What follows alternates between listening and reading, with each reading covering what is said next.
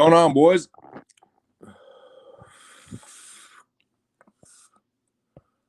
Fuck you doing? What's up, dude? What's up, dude? Oh, way more than that, bro. It's always going to be way more than that. Seems like a lot of guys I respect around here on Nina to dominate Dern. I think Dern is underrated just because she's attractive in her post-pregnancy fight versus Heba she lost, but improves a ton every fight. That's fucking interesting, man. That's fucking interesting. Dried Spicy says, I wonder how her nose will hold up this fight. That's interesting too, man. Nina, also 35, coming off long layoff and pregnancy. Dern will finish Nina. Dern's stand-up has improved tons and is super aggressive on feet because no fear of the ground game, which is a fatal flaw with a lot of women. It's a good point.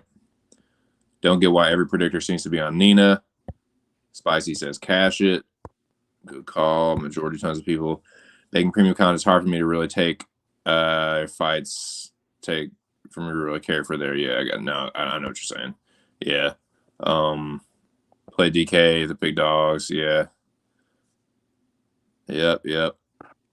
On Dern. She'll get the fight somehow out of the ground where she can snatch a sub. Here we go, boys. Well, you might have seen the title. This is just my 2 cents. All UFC talk. Anything y'all want to fucking talk about, man. I'll drop the link. If anyone is interested in joining me, no pressure. But if you are someone that would like to have your voice heard, you're more than welcome to come aboard Slave One, talk some UFC with your boy in the chat. We're just chilling here on the ship. Let's see. What am I doing? Copy.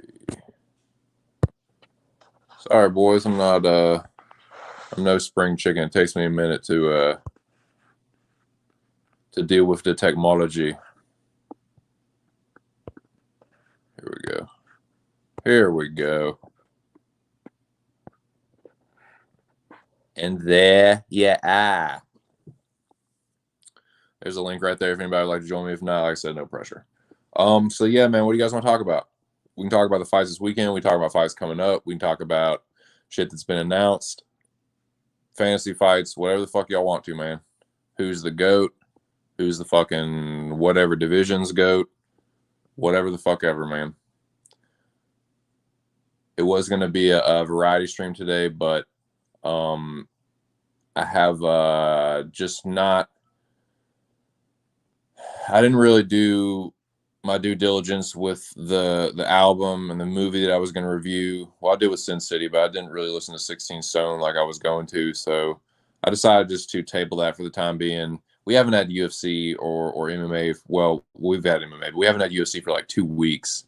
And I feel in honor of that.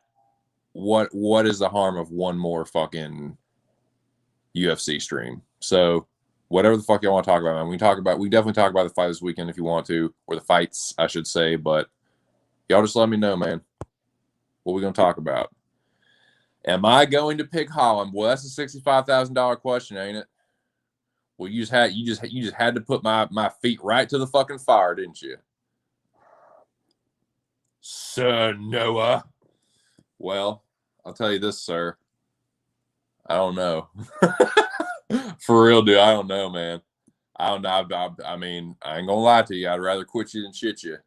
I've been thinking about it. I've definitely been thinking about it. What's up, Artem? Did Mighty Mouse fight already today? I have no idea, man. One's going on. I have no idea. One, Mighty Mouse is fighting. Eddie Alvarez is fighting, as I understand it. But yeah, man, we can talk about anything UFC. If anybody wants to chime in with what's happening with one, feel free in the chat. But I'm just gonna keep it rolling with any kind of UFC topics you guys want to talk about, and yeah, just go like that. But there were a couple things that I had in mind. If it's left up to me, if it's fucking dealer's choice. Oh yeah, and Rod Tang. Yeah, I always forget about Rod Tang, man. See, I'm kind of a casual when it comes to one. I just know about the big names, like Mighty Mouse when they did the trade.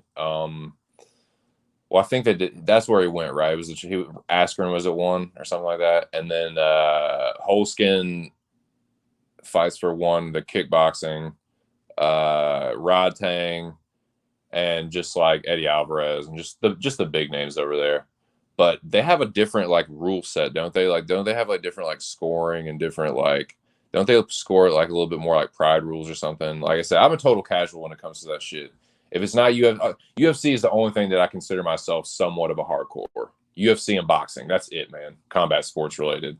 I'm semi casual when it comes to kickboxing, and like I sort of kind of keep up with that. So I'm pretty much a casual in that too. But if it's other than that, if it's like Bellator or like ONE or LFA or PFL or anything like that, I'm just like, you boys tell me what's going on, because I probably don't fucking know. Eddie Alvarez and Mighty Mouse fight tonight. Yes, I did hear that. It's in a boxing square too. Yes, I've seen that. Aren't there like different like scoring, like judging? I mean, not scoring, but scoring, yeah, judging.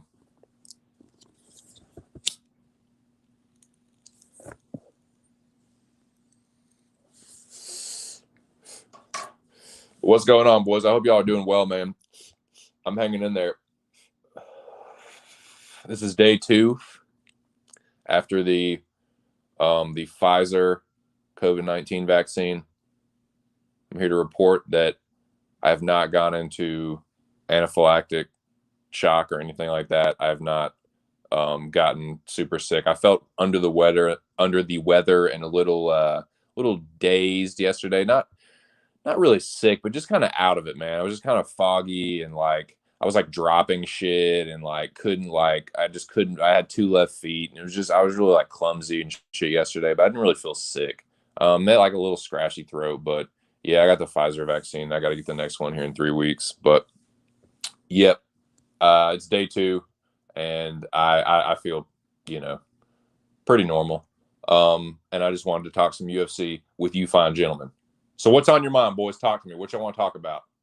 What's the burning questions? What can you not just stand to not talk about? Tell me. Let me know. We'll talk about that shit. Taking my chances without the vaccine. I don't blame you. My better half, my wife, did not want to take the vaccine. I didn't force her to, but I said, hey, I'm going. I'm technically part of the at-risk population, but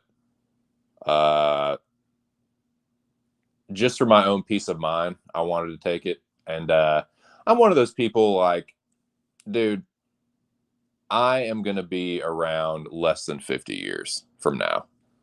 So if it gives me a peace of mind, I'm a bit of a germaphobe. I'm a bit of a hypochondriac. So if it gives me a little bit of peace of mind, I'll take the risk. I'll roll the dice if it makes me feel better. So that's what I did. But yeah, we went and got it yesterday. It was easy, super easy, like walk in. But yeah, so I did that shit, and yeah, I mean, I feel fine. Dude, my arm, although I will say, my arm was sore as a motherfucker yesterday. I mean, sorer than a son of a bitch. I fucking woke up in the middle of the night last night. Not last night, but the night before last. The first night after getting the shot, and god damn, anytime I would move, it was just, oh my god, it would just wake me up, boys. But yeah, that's the one I got.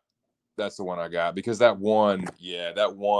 Johnson & Johnson is just like one shot. I think that's the one. That's what my wife said they were giving the homeless people. But yeah, I got the Pfizer one. But I'll tell you what, man. I got to give them credit. I got to shout out the Army National Guard and the people that were working there, because they were running a tight ship, boys. They had their fucking shit together. They had their ducks in a row. It was super easy. Everyone that was involved, all the law enforcement officers, all the fucking, the Army personnel that were involved, they were all nice and friendly. They were running a tight ship. And yeah, it was super easy. Fucking easy peasy, Japanesey. Now, UFC talk. Hit me with it, boys. Dern fight. Okay, Dern fight. Mackenzie Dern and Nina Ansaroff. It was mentioned before. I feel like people are automatically saying Nina Ansaroff. Nina Ansaroff, Mackenzie Dern, the experience of Nina Ansaroff. But I do get what y'all are saying. Mackenzie Dern is being a little overlooked. I don't think that, like was mentioned before, I don't feel people are taking into account her improvements that she's making fight to fight. I think that's something that's noteworthy. So yeah, I feel like that's a really, I'd say it's a 50-50 or a 60-40 Mackenzie Dern. I'm leaning towards Mackenzie Dern. That was my knee jerk. Like, I thought Nina Ansaroff, okay, Nina Ansaroff, that's Amanda's wife. She's like, she obviously trains with one of the best women's fighters, is with her on a daily basis, damn near. So yeah, it's not, I wouldn't be surprised if Nina like was able to kind of just like veteran her way to a decision, like make it an ugly fight, win the striking battle, clinch Mackenzie up against the cage, just kind of make it an ugly fight like that. But I see a more past the victory for Mackenzie. Mackenzie Dern has some pop on her punches. So if she starts sitting down on them things, and so who mentioned that before? I want to give him proper credit. And I see somebody in there. I see a banjo playing man done came into the chat, Bo. What was I saying before I started fucking jaw jacking? Yes, Noah. Oh, Noah said yes. Yes. She improves a ton. Yeah. Right, exactly. She has no fear. She will wing them shots because she gets taken down. Oh no, I'm on my back and I know Brazilian Jiu-Jitsu really good. What am I ever gonna do? You know what I'm saying? So yeah, like she's one of those that she's so good. And you guys fill in the blank. Those fighters that like it don't matter. Like Gilbert Burns is kind of like that. Who are some other fighters y'all can think of that's like their jiu-jitsu is so fucking good that they can really just work on their stand-up and like they're not worried at all about being taken to the ground. So they will just kind of swang and bang. But Mackenzie Dern is getting better, noticeably better on the feet, like Noah said. And I am leaning a Mackenzie Dern. I think she takes this. I think she gets even further into a Brazilian Jiu-Jitsu accent, and I think she gets the job done. I'm gonna go with Mackenzie. And let's see, what's up, Strummer? I see you, Bubba. What's cracking, man? And I see my buddy Nikki from Boston. What's going on, Nikki? Oh, James, how are you? How are you? Cheers, boys. Cheers. What's going on, man? Everybody in this mask. What's good? Yeah, Jimmy. Smoking. Vodka. God, I swore off vodka years ago, boys. When I was in college, my brief stint in college, it was when I was pledging the fraternity that I mentioned a little while back. I had a couple like nights like where I kind of like don't really remember what happened. They were wild and crazy nights. And then I had the worst fucking hangover I've ever had in my life. And vodka was involved. And it did one of those. It was like a Clockwork Orange, man. Like I just smell it and I can't do it, man. Vodka and tequila is like that. Like I smell vodka, I smell tequila, and it's just like I have like a negative like reaction to it. Like just and fucking yeah, I can't do it. Can't do it, man. Nope. You can have it. You can have the shots. The shot you were gonna give me, you just take yourself. Vodka, tequila. No, thank you. No, sir. The only thing I'll drink vodka with sometimes is a screwdriver in the morning, little hair of the dog. Sometimes I'll do that. If I'm fucking already hungover, like I'll do a little screwdriver or like I I don't really like grapefruit juice, but I like a Greyhound for some reason. For some reason I do. For some reason, like if it's like a sweet pink grapefruit juice and vodka, I can do that. A Greyhound or a screwdriver, but I can't do no fucking vodka cranberry or no shit like that. Can't do it. Kind of do it. General, salute to the general in the chat. Salute to the general, the reigning mecha champ. Shout out to Mr. Arkansas. I see a couple mecha competitors in this motherfucker. I see a couple Mecca veterans and current Mecca competitors in this motherfucker, boys. How you doing? You feeling good? Feeling good this week? Shout out to Arkman. If you don't know what I'm talking about, subscribe to Mr. Arkansas on YouTube and check out his live streams, and you will be enlightened. You will be enlightened. Ask any of these boys here; they'll tell you. They'll let you know. Season 3 going on right now. I know y'all chomping at the bit because it's been 2 weeks. The Mecca always has everyone, people that know about it or the people that are competing in it. It has everyone in a fever pitch. So with a week off to build the anticipation, I mean, Jesus Christ, you can't get any more like hyped up. I mean, I know you boys are excited, and I love, man. I've been saying it. I love watching this shit as an observer, man. You know, I just eat my popcorn, you know, stroke the binger and just watch this crazy shit unfold. It's awesome. But yeah, shout out to Art, man. Yeah, Cage. What's up, Cage? What's going on, dude? What is crack-a-lackening? Yeah, if you don't know what I'm talking about, man, subscribe to Mr. Arkansas. If you want to fucking this Mecca, if you don't know what I'm talking about, ask Nikki or ask the General Alex Ramirez. 10 people in the building. I love to see that. Love to see them double digits, don't we? Shit. Well, shit, boys. I was talking about the Mackenzie Dern fight, but that's the name of the game, man. Any UFC topics? I did drop the link. If anybody would like to join me, I will drop that again if it is no longer visible in the chat. The panel is open to anyone and everyone that would like to talk UFC. But I was just talking about the Mackenzie Dern Nina Ansaroff fight. This is just another one of those chat generated UFC shits. So let me know. Holler at your boy, and we'll talk about it. 10 people in the building. I love seeing them double digits, boys. I love that. It just tickles me to death.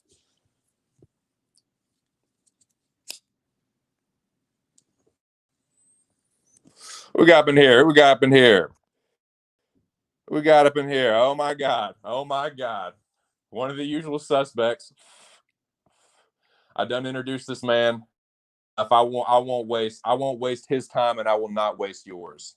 The Shoey King, Nicholas Elbows, my buddy from Boston. Nick, what's up, Nicky? What's poppin', brother?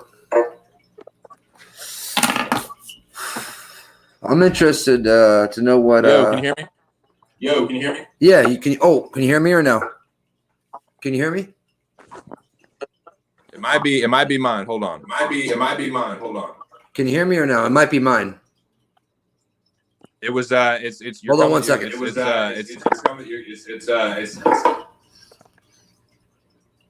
Yeah, I think it might be on your end, brother.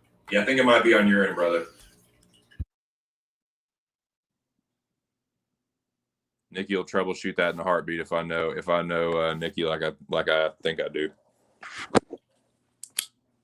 Let me know if it's a little bit better now. Oh, I know why. No, I got my my fucking what's it called? My Alexa on. That's what it's all about. All right. Should be fine now. A little better.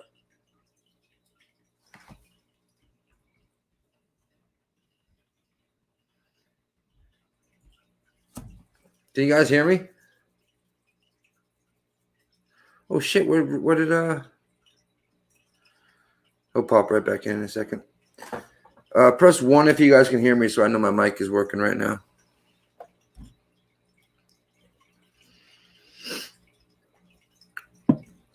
There you go, Cage. Yeah, it was me. No, it was not you. It was me because my shit just cut out and I had to jump back in. So no, it was actually me. I had my Alexa on. And it was doing the double thing. That's why.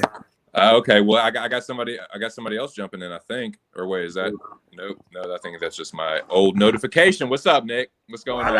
Can you do the side thingamajiggy for me? Yes, I can. I'm curious to know what Rogue Strummer wants to tell me on stream. Last night he was kind of running his mouth about me. I was just a little curious here. He doesn't want to type. He's not a big typer, so okay. Well, let me drop the Let me drop the link for old Banjo, my buddy Banjo. Let me do this. Hold up. But yeah, what's up, dude? How you doing today? Good. We got one FC starting tonight at I think 7:30, but like the mains comes on around 10. Nice. God damn it. Okay, here we go. I got Demetrius Johnson. He's minus 800, but I got him in a parlay. And I also like a chick tonight. What's her name? Fucking go back here real quick. There she is. Yeah, here. No, not chick. I'm sorry. I like the guy fighting Eddie Alvarez. Pickus. I'll see if he beats him. Plus 135. There you go. There you go, boys. The link is right there. The beacon is there. I will turn the ship around. There you go, Rogue. Click that bad boy. I'm gonna see where your heart's at. Yeah, we might have ourselves a little spirited debate here. I know Rogue Strummer is very passionate about his plays. Because I'm confused. I never did a damn thing to the kid. Always nice to him. Never, don't dislike him whatsoever. Still don't. But I want to hear what he's got to say. Okay. Well, yeah, we can. I'll host a little debate. I always consider myself a pretty good moderator. Here we go. Is he? Here we go. Well, without further ado, the man in question, the man of the hour, Rogue Strummer, aka Banjo. Talk to me, Banjo. What's on your mind, brother? Not much. And I got my vodka nearby. I'm gonna grab that for this conversation, I think. Nice. Well, how's things over there on the left coast? They're not bad. I'm taking a little break from the whole gambling scene, so I do need my action. I'm an action junkie, and if I don't have my action, I do get a little bit disgruntled. Plus, do DraftKings for like $1 lineups. You can win like. Oh, I'm doing DraftKings, but that's only once a week. I'm only doing it on the UFC. Oh shit! I can give you hockey and NBA shit to. No, anyways. I just because it's better for me not to be even in the loop on that type of thing. Like I'll do all my gambling one day a week. I'm doing that for about 6 months, and then just focusing on some other stuff that I'm interested in, and then I'll be going head first into the gambling scene. I'll be moving back to Vegas in about 6 months, and I'll be gambling every day like I always do. I'll be in Vegas for the first time in 3 weeks with the podcast. There's like 40 of us going out there. Oh shit! Oh, and by the by, while it's fresh in my mind, shout out again to Jimmy the Bag. Wonderful to see him over at Pub Sports Radio doing his thing. Yeah, but good luck tonight, Jimmy. I hope the cards don't burn you. I wouldn't be surprised if we did though, because we've been an up and down team this year. We were looking great, and then we fucking dropped 2 in a row to the Reds. So I don't know, man. We'll see, but I think we should beat the Marlins. But anyways, man. So what? Who's your team? Wait, who's your team though? 2 cents. Fucking Cardinals. Oh, okay. All right. So Nick, just to answer your question, this was the whole gist of it. All right. Yeah. So there's like two parts.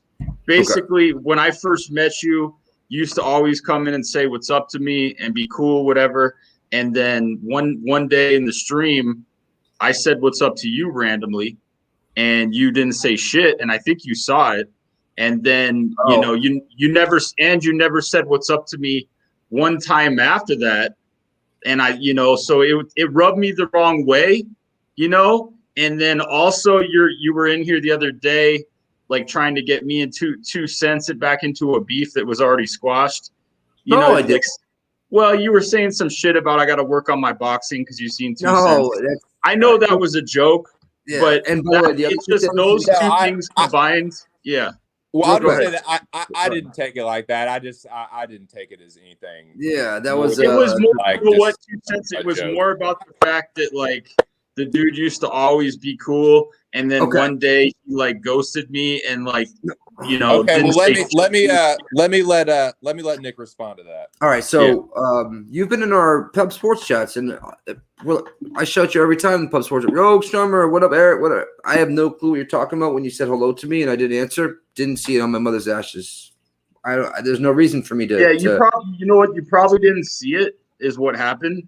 but it's just like a coincidence that you never said like shouted me out, after that. So it's not a big deal, man. Like that. I called you out. It was me, on some bullshit. I'll take responsibility for it. But Nick, yeah, I don't have anything with you, Nikki. I literally have nothing against you, and I like you said, you came in. I believe you came into some college, some March Madness streams, right? A couple of those, maybe I think, and whatnot. I believe at least, and I know for a fact I shouted you out there because I shout everybody that comes into the streams, and I say I wasn't in there anybody. too much. I didn't really take place in the March Madness, but yeah, when people like sometimes they kiss Arkansas's ass. That does get on my nerves a little bit, and I know everybody does it from time to time because it's like his stream. But yeah, so maybe if you were doing that, that's just I don't know. I don't know why, dude. That just irritates me when people do that a little bit. But I mean, you're not one of those guys. You're like a nice guy. I know that. Ark's I've known Ark so long. I say what I want to say to him when I want to say it to him, just like he does the same to me. You know what I mean? But everything I said. I couldn't believe Arkansas last night, dude. He was throwing everybody under the bus. Like Mo's like, I got a joint for you, brother, and Arkansas is like, well, I don't know if we're fucking brothers. Yeah, he had. I feel like last night he sounded just like not upset, but like in a bad mood. Well, right? Yeah, he was. I was gonna tell him, man. If I ever see him, I'll tell him this. I don't think it's cool how he goes around saying like he's not friends with any of us, yet he wants us to care about his fucking brain problems that he was having. He wants us to like feel for him. But because I will say this. I will say this though. Ark has always been consistent with that though. Since I have like been listening to that dude, he has always said, I'm doing my own thing. I don't care who likes me or who doesn't. And like that's one of the things that I've always liked about him is like he makes no bones about like not really like wanting to be like friends with anybody. But I get what you're saying. Like, but to me, I will say that I will give Art credit for that. Like he has always been like, I don't give a fuck if you like me or not. Well, yeah, he's always been consistent with that. But the whole thing about like I'm not friends with anybody, that's just a front, man. That's so you don't like open yourself up to getting hurt. Like, oh, I'm not friends with you. I don't buy any of that bullshit. So, and I'll tell Arkansas that I don't care. No, I know. The only thing that it didn't bother me, I just thought was weird last night. It was just like, nobody's promoting my page that much or coming in and out, or coming in, and sometimes they do or not.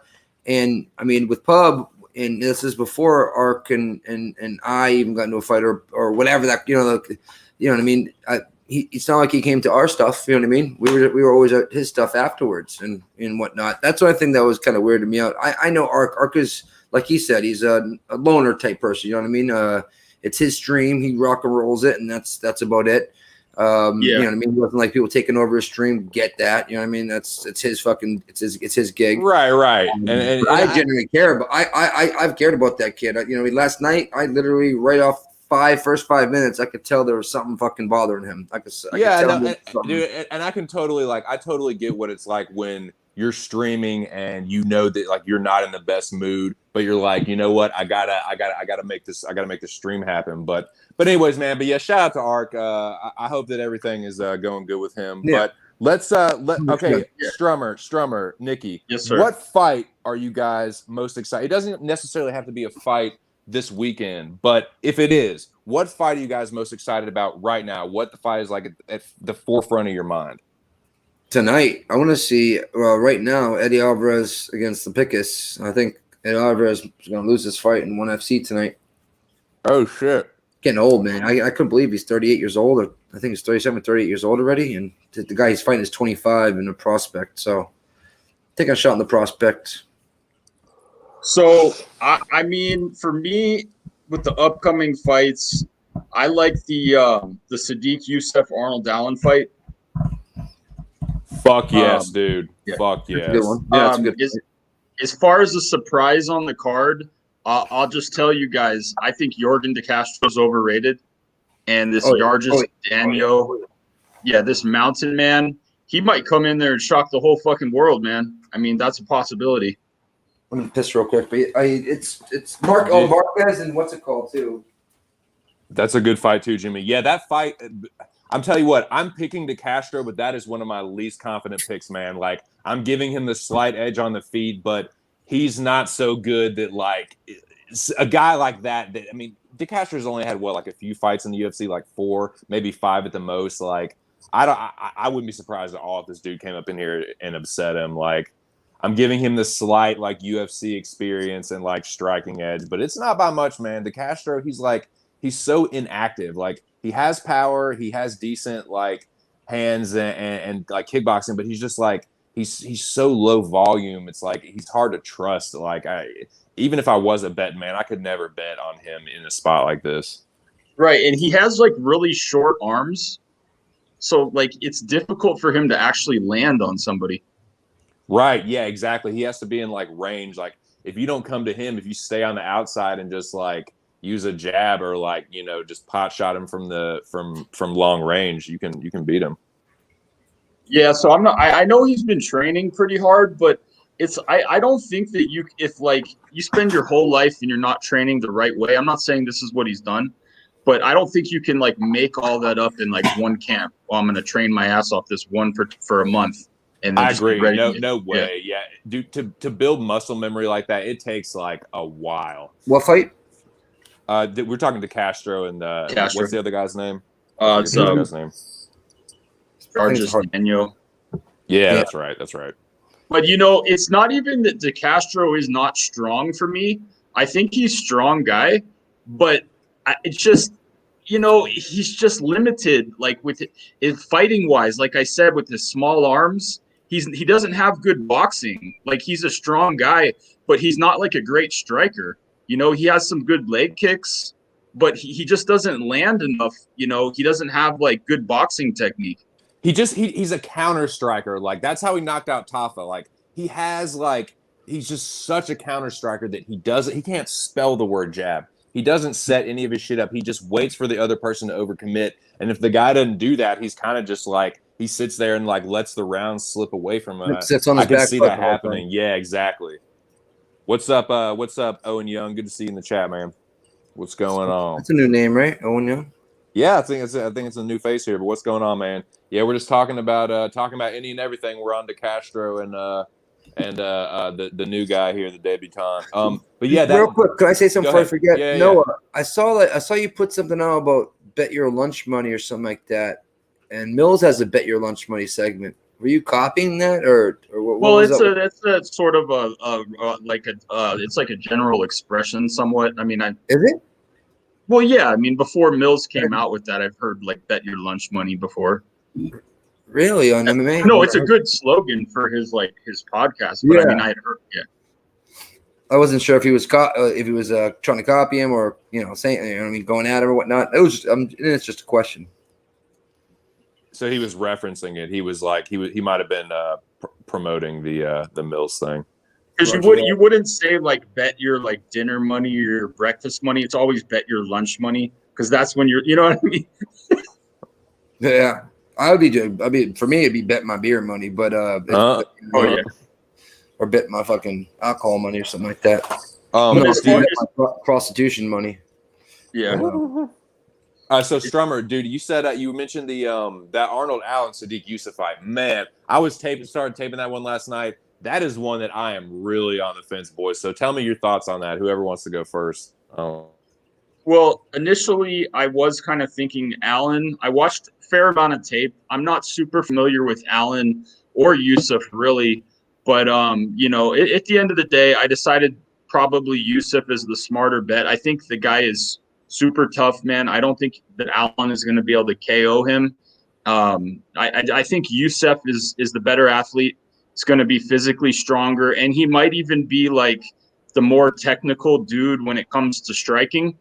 In terms of like wrestling department, probably the wrestling grappling type deal.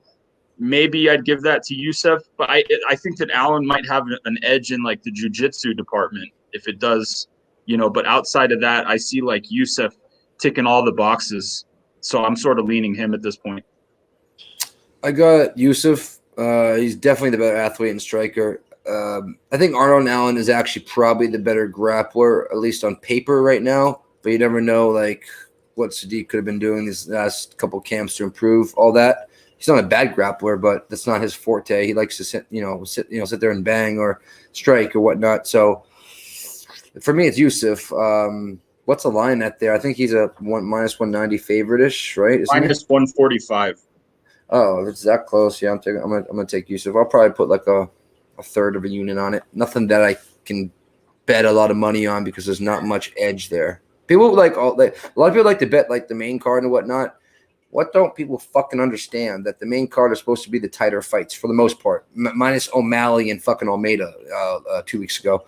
But like, it's the main card are supposed to be tighter matchups. You know what I mean? Therefore, you don't have much of an edge on tighter matchups. Therefore, you don't have much of an edge when it comes to the main events. You know what I mean? Main cards. My problem with picking main cards is that you're right. You're right. They're tighter fights. I feel like I'm like more, there's more familiarity. So I tend to do a little bit better on the main card than I do on the prelims just by virtue of knowing being more familiar with the fighters. But my bias also comes into it too. Like, they're more established fighters. Some of them are fighters that I really fucking like. So sometimes I'll let, like the objectivity will just fucking go out the window and I'll be like, nah, no matter what, I'm picking this dude, like, like win or lose, blah, blah, blah. But yeah, that I agree with what both of y'all said about the Allen and Yusuf breakdown. I feel like Yusuf has more power. I feel like Allen maybe with more volume, maybe, but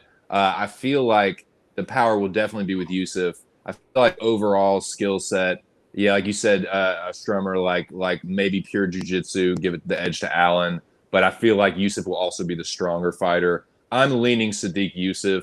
That's just kind of my feeling having taped it. I feel like Allen is a really good striker, but I don't know if he has. I think for his style, for him to be able to hurt Yusuf, he's going to have to really stand in the pocket with him. And I just feel like if he does that, that's just a recipe for Yusuf. It's also a southpaw. That's just a recipe for Yusuf to land one of those fucking right hands. Like, I don't know. I'm gonna edge Yusuf to maybe get like a decision, maybe hurt Allen once or twice, and maybe edge it out. I don't know. Yeah, I seen that Yusuf guy get rocked, and he didn't even seem phased. Like, I seen him get hit really hard. Yeah, he's tough, man. Like, he can definitely be hurt. Yeah, I think Benitez hurt him. Benitez dropped him, and then he ended up knocking Benitez out. Yeah, Gabriel Benitez. Yeah. Yeah, but Mowgli he's a good striker though, man. Like, Benitez is a nice striker, but yeah, that's a good fight though, man. Arnold Allen, it's going to be interesting to see what it's like for him after the long layoff. And Yusuf is a guy that I've had my eye on for a little bit. So that's a really fucking good matchup, dude. I'm excited for that one. Yeah. And Jimmy, I messaged you back in your DM. But yeah, I think like you said, I think Yusuf edges it. He could knock him out, you know what I mean? But I think it goes all three. We might see Arnold drop, flop on his back, and hopefully Sadiq doesn't go down to the ground with him type thing. Right? Yeah. That could be a big mistake. But yeah, Allen's pretty tough. Yusuf is tough. This could be like a fucking like all out war, man. I could see this potentially being like fight of the night. And another Nigerian fighter like Cage, good point right there. And these dude. I think he became like a United States citizen like very recently, like after his last fight or something. Like, he was I think he either had dual citizenship or something, but he became a U.S. citizen like very recently. Oh, I didn't know that. I'm not seeing many dogs on the card. So like I already told you, I think Daniel is one of my dogs. I may be taking him in the Mecca. And then also William Knight. I definitely think is a live dog. I don't know how that fight's going to play out. But I know William Knight's been training his ass off, and the dude is jacked as a mofo. So I'm probably going to go with William. And then the other one is Mike Perry versus Daniel Rodriguez. Is a super close fight. Yeah, dude. Yeah, let's talk about that shit, boys. Yeah. Let's talk about Perry Rodriguez. Let's get into that shit. So I think Rodriguez said he's gonna, we had an interview with him last week. Mills did him and did it and whatnot, and he basically said, perfect style exit matchup for him, but he doesn't think Mike Perry got what it takes to beat him. So, but like we talked about, I think it was yesterday, Mike Perry supposedly is cleaning his camp up here. Does anybody know where Mike Perry's been training for this? I have no clue where he's been training. MMA Masters in Miami. Yeah. Oh shit! Shit. Is that Yoel and them? No, Okay. I don't believe so. I don't believe so. At least you always order it with Henry Hoof. I thought. Colby Covington trains over there, and Miguel Okay. Baeza. Okay. Nice. Wait. Is MMA Masters the old Henry Hoof camp? Yeah, I'm not sure. I just know it's in like. What they call them? The Hard Knocks. Black Zillions? Is that what you Hard meant? Knocks. No, Hard Knocks. They're the Hard Knocks. Hard Knocks. No, I think this is a different camp entirely. Yep. Nice. Well, I'm glad he's like with a legit gym and like has legit training part. Well, I mean, I know that he kind of did before, but like, do you know if he's still doing the shit like where his like girl is his coach? Like, because that's a big thing for me in this fight. And then I'll let you boys have the floor. Like, the big thing for me is if Perry is serious and he is in, he's dialed in and he's in killer mode. This is a tough fight. For D-Rod, but I feel like if D-Rod is dialed in and Perry is still like wilding the fuck out, I don't know, man. The X factors are like are making me like uncertain about this fight. But I don't know, man. I could. I'll tell you what's going on. So Perry's basically been down there training pretty hard with the Masters team. The coaches are saying he's doing a good job, just training, taking it seriously. I don't know exactly what his girlfriend's doing, but he's part of that fight camp and training like a regular fighter. So he's going to have like real dudes in his corner. He's been, training hard, all that type of thing. The thing that scares me is that he looks smaller, and the whole like aura with Mike Perry is the dude was like a powerhouse, like physically.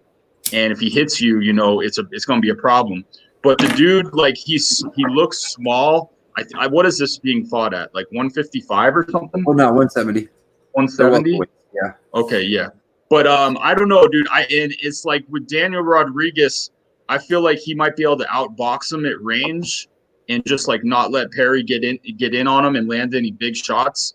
And Daniel Rodriguez is going to be like sticking and moving the entire fight, So that's what I'm worried about, and that's dude. That's awesome. Good looking on the on the info about Perry and his camp. I like to hear that. I like to hear that he's focused, that he's dialed in, that he's not fucking around. The stylistic breakdown, I like that too. If D-Rod does stay on the outside, and he could do the same thing that Tim Means did, except he has more power, so he could potentially knock Perry out. But the reason I think it's close, the reason I think it's tight, and why I'm struggling with the pick is like D-Rod doesn't always fight like that. D-Rod, he'll kind of come forward almost recklessly. And if he does that against Perry, man, that Perry likes that kind of shit. Like Perry's happy to stand there and make an ugly fight. So if it's an ugly fight, that's definitely more winnable for Perry. But to your point about him, the weight, like I do feel like he's had more stopping power. He's had more power overall at 155. Like he still hits hard at 170, but he hasn't had quite as many knockouts. I don't know. I feel like Perry. I don't know.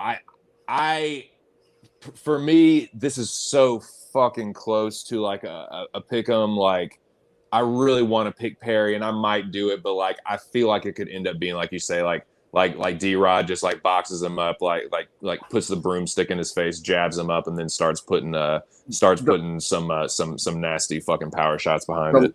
The line's way fucking. What I say way off? It's about 30 cents off. Like D-Rod should be a minus 145, 140, right around there.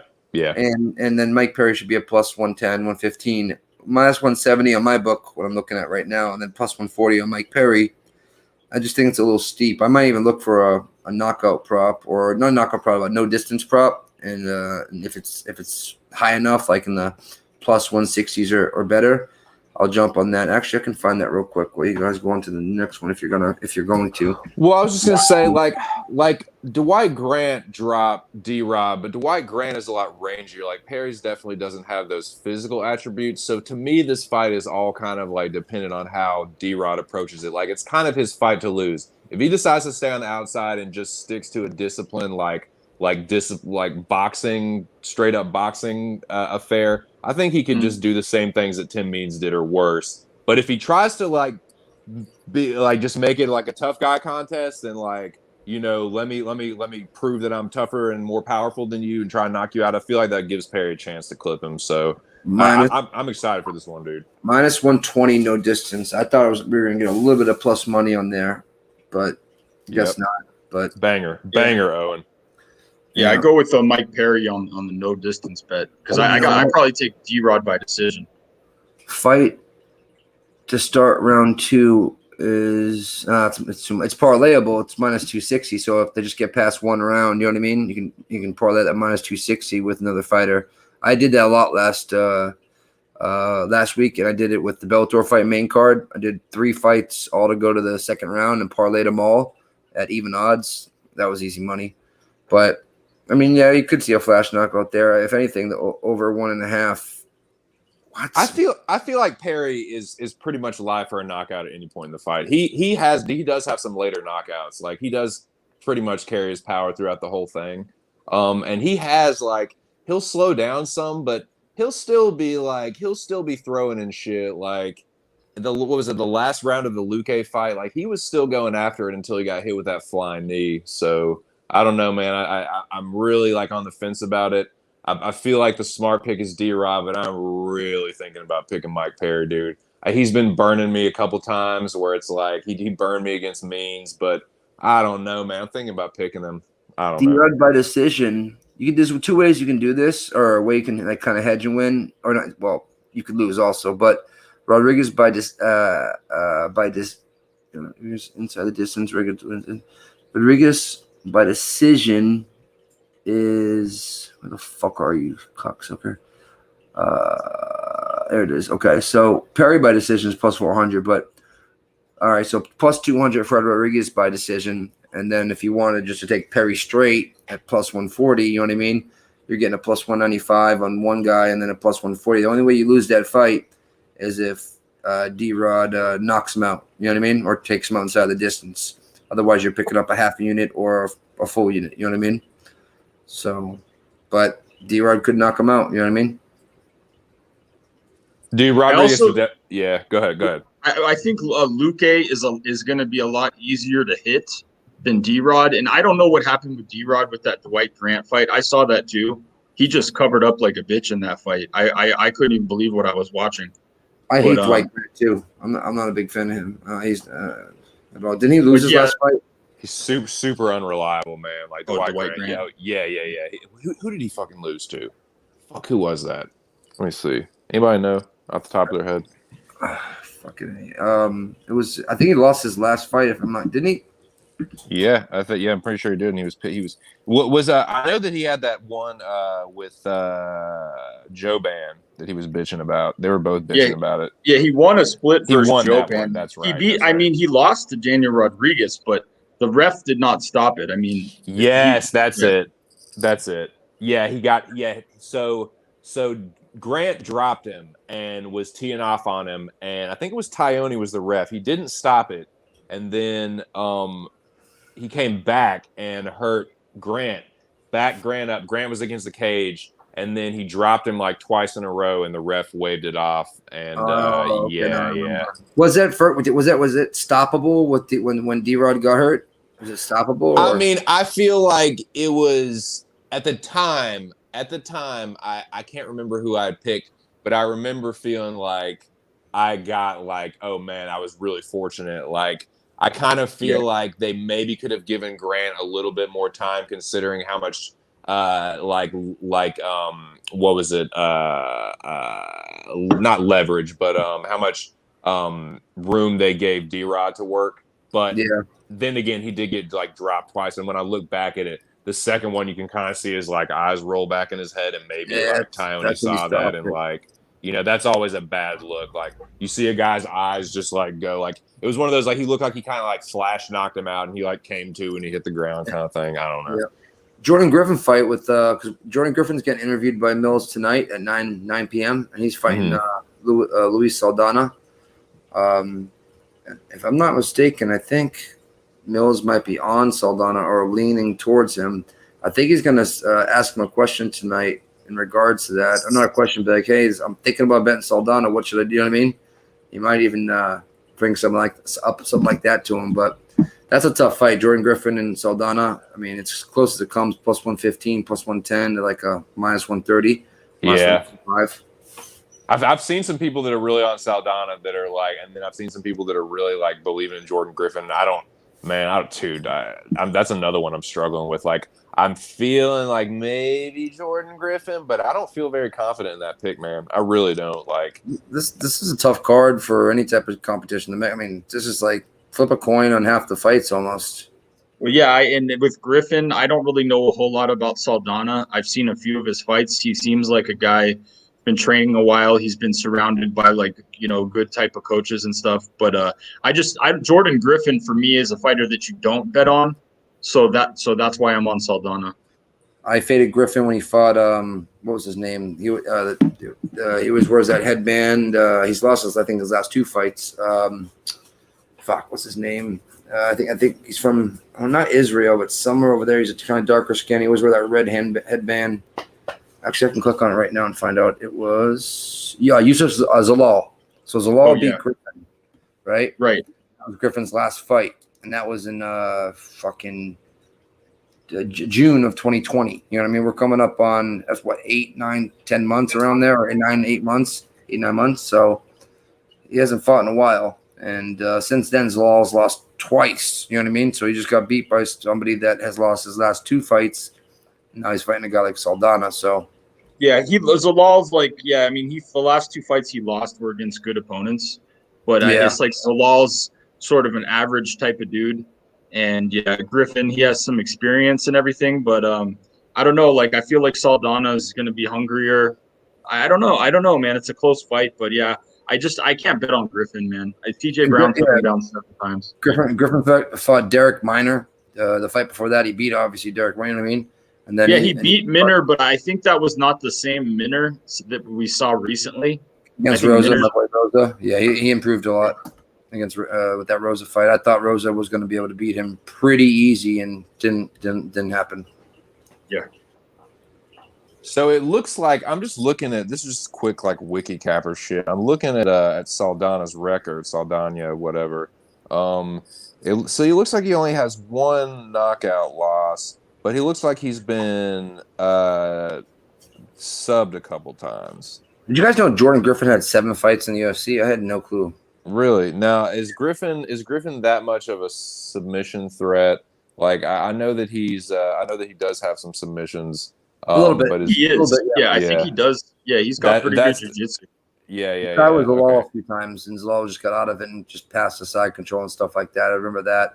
Zalal's like a jiu-jitsu master, though. You know. He's like the jiu-jitsu instructor, I think. He's good, but he's better striker than jiu-jitsu. But is he a striking coach? Maybe that's what it is.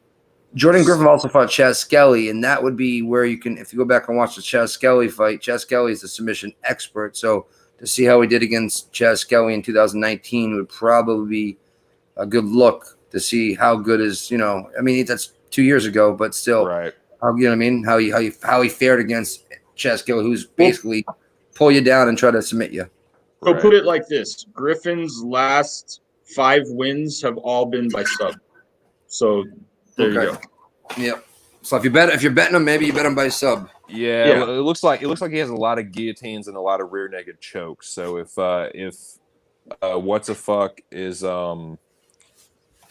Saldana, let's see, he's been takedown, gets that neck. He's been rear naked choked twice. The last one was 6 years ago, so he could have improved that. He hasn't been sub since. A guillotine. Any guillotines on his record? No guillotine losses, but there are a bunch of guillotine wins for Griffin. It looks like that means Saldana's not really going for that takedown and leaving his neck open because he hasn't been subbed by that submission yet. Right. Griffin by submission is plus 450. So if Griffin is going to win, that's obviously probably the best bet. It's a nice sprinkle to bet him. I mean, what I would do is, what is it? You're only getting plus 115 right now, around there, with plus 120 with Griffin. If I was to bet Griffin any way, shape, or form, I'd probably sprinkle a little bit on the plus 450 submission prop. Yeah. Yeah, I don't know about that one. I'm just fucking struggling with that pick. I'm a degenerate. I bet every fight, so I'll probably parlay Luis Saldana with somebody, right, and then just put a small sprinkle on Jordan Griffin by submission at plus 450. Nice. What? There's another one. What was the other one? Oh, yeah, that Marquez and Sam Alvey fight. That's another one where it's like, man, I don't feel like I can trust either one of those guys a whole lot. I'm leaning Marquez, but I'm sketched out about that one, boys. Is there any chance that Alvey like just frustrates Marquez and Yep. pulls out a sketchy decision? Yep. 100%. 100%. Fuck. 100%. I mean, if Marquez gassed, I mean, he gassed in the first, then turned it on in the third round once Mackey gassed, but I couldn't believe the way Mackey was kind of beating Julian Marquez. You know what I mean? Yeah. Mackey looked really good in that fight, though. You got to give Mackey some credit. Like he really gave it his all, and he looked pretty impressive to me. I don't think that Sam Alvey is going to start the fight in the same fashion that Mackey just dominated from the get-go. I think that I don't think Alvey is going to come at him like that. Yeah, and Alvey's hard to take down, and that's what Julian Marquez is going to try to do is take him down to the mat. And if he can't get it done successfully the first couple times, you would think that would tire out Julian Marquez just like it did against Mackey. You know what I mean? I believe Mackey took Marquez down at one point early in that fight, if I'm not mistaken. But he did. Yeah, he did. Alvey's got great hips, and he's hard to get. Like when he has his back against the cage, it's hard to suck his hips out and take him down. It just really is. You rarely see that guy off his back for more than a minute. You know what I mean? He usually ends up getting back up. He could take a shot, the whole nine.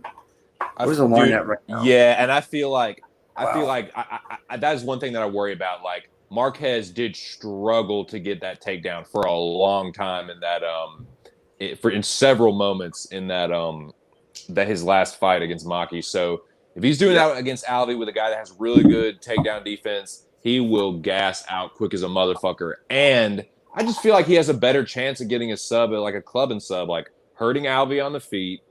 I think he'll probably have a little bit of a speed and power advantage. I feel like that's his path to victory. Crack Alvey, drop him, and then fucking cinch up a Darce or a fucking take the back, rear naked, whatever. But did Alvey beat Spann, or was that a draw? I can't remember. I know he had a draw recently. Did he? No, he lost to Ryan Spann. Is that what you mean? He drew with Da-Un Jung. He had a draw. That's what it was. Jung, he drew. Yep. Okay, so but as Alvey went the distance with Spann, right? He did go the distance with Spann. Yeah. Split decision loss to Spann. But I watched that whole fight, and Spann did not look very good in that fight. No, I'm done with Spann. But interesting, Julian Marquez. I mean, obviously he's pretty good jiu-jitsu guy. He's plus 550 by sub. But I mean, I don't know. Sam Alvey probably doesn't get subbed very often. That's why it's so high. Yeah. Yeah. Better fighter than Maki Pitolo, so that one sketches me out a little bit. Yeah. But that one might be dog or pass. I don't even know. But wasn't that Julian Marquez's first fight after quite a bit of a layoff? Wasn't that like a return fight for him? November 14th, 2020 was before the Mackey fight, and then he fought February 20th. So not too much. So not too long. November, December, yeah. So that was only like 4 months, and after the Safarov fight. Then he fought Mappy, but before then it was 2018 and 2000. That's what you're talking about. All right, so the jump from Chirico. He fought Chirico in July 6th of 2018, and then fought November 14th of 2020. Or you're talking about a year and a half. You know what I mean? Oh, no, 2, right? Yeah, that's like 2.5 years. It's like almost it's like 2.5 years. So I feel like this one he might look a little bit better. Maybe maybe a little bit better, but it's so sketchy because Alvey is just like that guy that's like, I don't want to pick him, but I feel like he's just there to just shit in my cereal. He's there to just spoil my fucking my party or whatever. Yeah, no, there's no edge on betting that fight, to be quite honest. I mean, I agree, Noah. The general says Da-Un Jung versus William Knight. What are y'all's thoughts on that one, boys? William Knight, I just need to see him fight 1 or 2 times more in the UFC for me. I don't know. I don't have a read. I'm not a big Jung guy. I'm not saying I don't like him or I don't dislike him or not. You know what I mean? I just don't have enough tape working my brain right now. I'm going to do it after the weigh-ins. I want to see the weigh-ins tomorrow. That's huge for me. Yeah. Speaking of which, what time are those weigh-ins tomorrow? And then, then Strummer, I'll let you have it. Probably really early, right? Yeah, I was gonna say, fuck, man. If the fights are at noon, the weigh-ins will probably be tomorrow at a pretty earlier time. But what do you think about this one, Rogue Strummer? This William Knight and Un fight? Well, I mean, with William Knight, I don't really think he's fought anybody good. I think Alexa Kamer is his best win. I don't think Kamer's necessarily good, but you know, it wasn't really a close fight. William Knight, his technique looks real sloppy in like sometimes like when he's going for takedowns and like his general striking technique. I mean, he has like decent leg kicks, but like, and he's such a strong guy. But you know, and I know that he's been training really hard. I just don't think that Daun Jung. I think Daun Jung is a little bit of a hype job. I think that he's young. Jung is only 27, and he's got a lot of potential. But this might be a bad spot going up against William Knight, who's just like this brick house type of guy. And if William Knight is going to pressure Jung against the cage. And I don't know whether he's going to be able to take Jung down. And I think that Jung is going to have an opportunity to clip William Knight. If William Knight's trying these leg kicks and Jung has like a big reach advantage on him and a lot of power too in his right hand, I think he has a chance to, to clip Knight. I do think that William has a good chin, but as far as technique, like striking wise, probably goes to Daun Jung. But William Knight, you know, the guy, he's like a savage, man. You know, that's the only thing. So that's why I think he's live. Oh, he's definitely live. That's the problem with this fucking card. Just dude, I agree. There's a lot of tough spots here. I think I agree with what you guys said. I think that for Knight, I did like that his cardio looked a little bit better. But again, Alexa Kamer, like he was kind of a hyped up prospect or whatever. That guy doesn't have that many fights. The guy he beat in Contender Series doesn't really have that many fights. They're both pretty green. Like Knight's pretty green himself. He has less than 10 fights, right? So, but on the other hand, like, and I think Noah said it too. Like, Bragimov is not a very good fighter. Slow Mike Rodriguez. I mean, he had no business losing that fight to Ed Herman. So like, I feel like the split to Alvey too. Like, fuck, man. I like. It's hard, bro. I know, man. God, it's like Prop Bet City. It's like Prop Bet City. Like, and I do feel that William Knight would beat Sam Alvey. So for me, that's sort of like my deciding factor. Is like I'm leaning William Knight. I'm leaning William Knight. It sketches me out because, like you said, dude, he could clip him. He could get his technique is not the best, and Un does have some power. So I think that's it would Alvey against William Knight. Just the veteranism in him. I think he could get him tired in later rounds, just kind of start to take over. But again, another fight I probably wouldn't bet. It's fucking sketchy. It's fucking sketchy, dude. And Alvey's like seems like he's a lot older than he actually is. Like he has some mileage on him, man. Yeah, he'll be done in a couple of years, maybe a year and a half, 2 years max. You know what I mean? There's just so much you can take from smiling Sam Alvey. The whole smile thing. It's kind of it's like old, it's played out. You know what I mean? I would like to be like, said, fuck this smiling Sam Alvey thing. You know, it's gonna be the fucking smirking Sam Alvey, and just, you know what I mean? Him just getting fucking pissed in the cage and just being like a wild man. He's got to change something up. Fucking turn heel or something. Yeah, like dude, it's like it's very shticky and like, I mean, Sam Alvey's he's one of those frustrating guys, man. He's one of those guys he just hanging around. I just feel like he's gonna be one of those guys that just fucking hangs around. Like he's one of those guys that like almost always gets knocked out and then he never does, and he'll just get frustrating. Like he'll tire his opponent out trying to they'll tire themselves out trying to knock him out, and like one of those kind of guys. I got one more fight left to me, and the horse stream started 22 minutes ago. Cool. I was putting down there at 7, but I wanted to hang out with you guys. Well, what you guys got? Okay, General Ramirez. Quick Draw McGraw, Norma Dumont, and Blanchfield. What you got, Nikki? I love Norma. Yeah. Thanks, Alex. That's the one you got to pick. I love Norma Dumont in that fight. I love Norma Dumont. Let me see something real quick. I love her as a parlay piece. I think she's gonna dominate. Son of a bitch. It's just hard with these chicks, right? To parlay them as a parlay you were piece. liking Blanchfield? I just didn't know. I was leaning Blanchfield. I got to tape this one though, to be honest with you. I mean, Norma has more experience, obviously, like Blanchfield making her debut. She So beat yeah, Ashley Evans Smith pretty easy, if I remember right. Right, Norma did. I think so. Yeah. Yeah, she did beat that. And then she got a tater. She got a tater now. She got a donkey. She won that fight, right? No. Yeah, she won by decision, unanimous. And then she lost before that to Megan Anderson. Yeah, Megan. Yeah, Megan.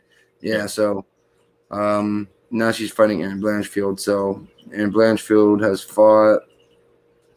Zorber Short is one of the better fights. She comes from Invicta. I think Short is a beast. Oh, she come. Oh, okay. Oh, yeah, Blanchfield's coming from. Yeah, this is her first UFC fight. She fought Brogan Sanchez, who I have no clue the fuck that is, in July of 2020. So Erin Blanchfield hasn't fought in like, you know what I mean, 9 months or so. So I'd definitely take Norma there, but she's a little pricey, but I might fuck with her there, maybe by decision or something like that. Just depending. Well, and I watched the fight where Megan KO'd her, and like Megan is a rangy fighter.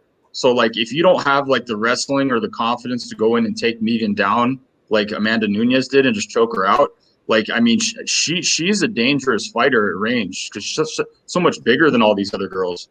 Yeah. Yeah, if Norma can't, like you said, if Norma couldn't take down Megan Anderson, she had no chance in that fight. She was going to pick the part, and we're not going to call Blanchfield a Megan Anderson, right? So, yeah, Norma for me. Yeah, it looks like Norma's a little bit taller. Blanchfield has a 1-inch reach advantage, but yeah, she's shorter. She does not have, like you said, she does not have the physical attributes of Megan Anderson. So yeah, that's one where I'm gonna have to tape it a little bit more. I feel like Norma, for not having, they both have less than 10 fights, but Norma has had 2 UFC fights, one against Megan Anderson, so she will be much more acclimated to the UFC environment and she's fought during these times too, so she's familiar with the no crowd and all that shit. Pretty sure Norma also came from Invicta. No, maybe not. I don't think. Never mind. I don't think so. I can't see. I got to roll though like a fat kid down a hill. Cool. A really long hill. I got to go bet some ponies with the boys. I was supposed to be on a half an hour ago, but like I said, I wanted to hop on with you boys. Well, hey, I appreciate it, Nicky. Best of luck with that, brother. I appreciate your time. You're always welcome here. Oh, thank you. All right, Nick. Hey, yes. Have a good one, man. You too, brother. You too, brother. Happily got to talk that out. Yeah. Sense, thank you for having me on. Eric, good luck tomorrow. Oh, shit. Well, tomorrow's Bellator, so good luck tomorrow if you're betting Bellator. Everybody is betting UFC. Good luck. Get your tape study in. It's a fucking tough fucking card. Everybody in the chat, adios. Thank you for having me on, Sense. And thank you, Nick. Appreciate it, brother. No, thank you. All right, guys. I'm out of here. Later, dude. Well, what other fights have been jumping out to you on this one, dude? We talked about damn near the good ones on a lot of the good ones on the main card. What about I like Jack Shore as well. I think he's a fucking beast. I think he might get the sub on Hunter Azure. That's a pretty good fight though. What about the opener? What do you think about Impa and Sasha Palatnikov? Well, I think Palatnikov took damage in his last fight with Louis Kosi. I think Palatnikov is a solid guy, just like all around.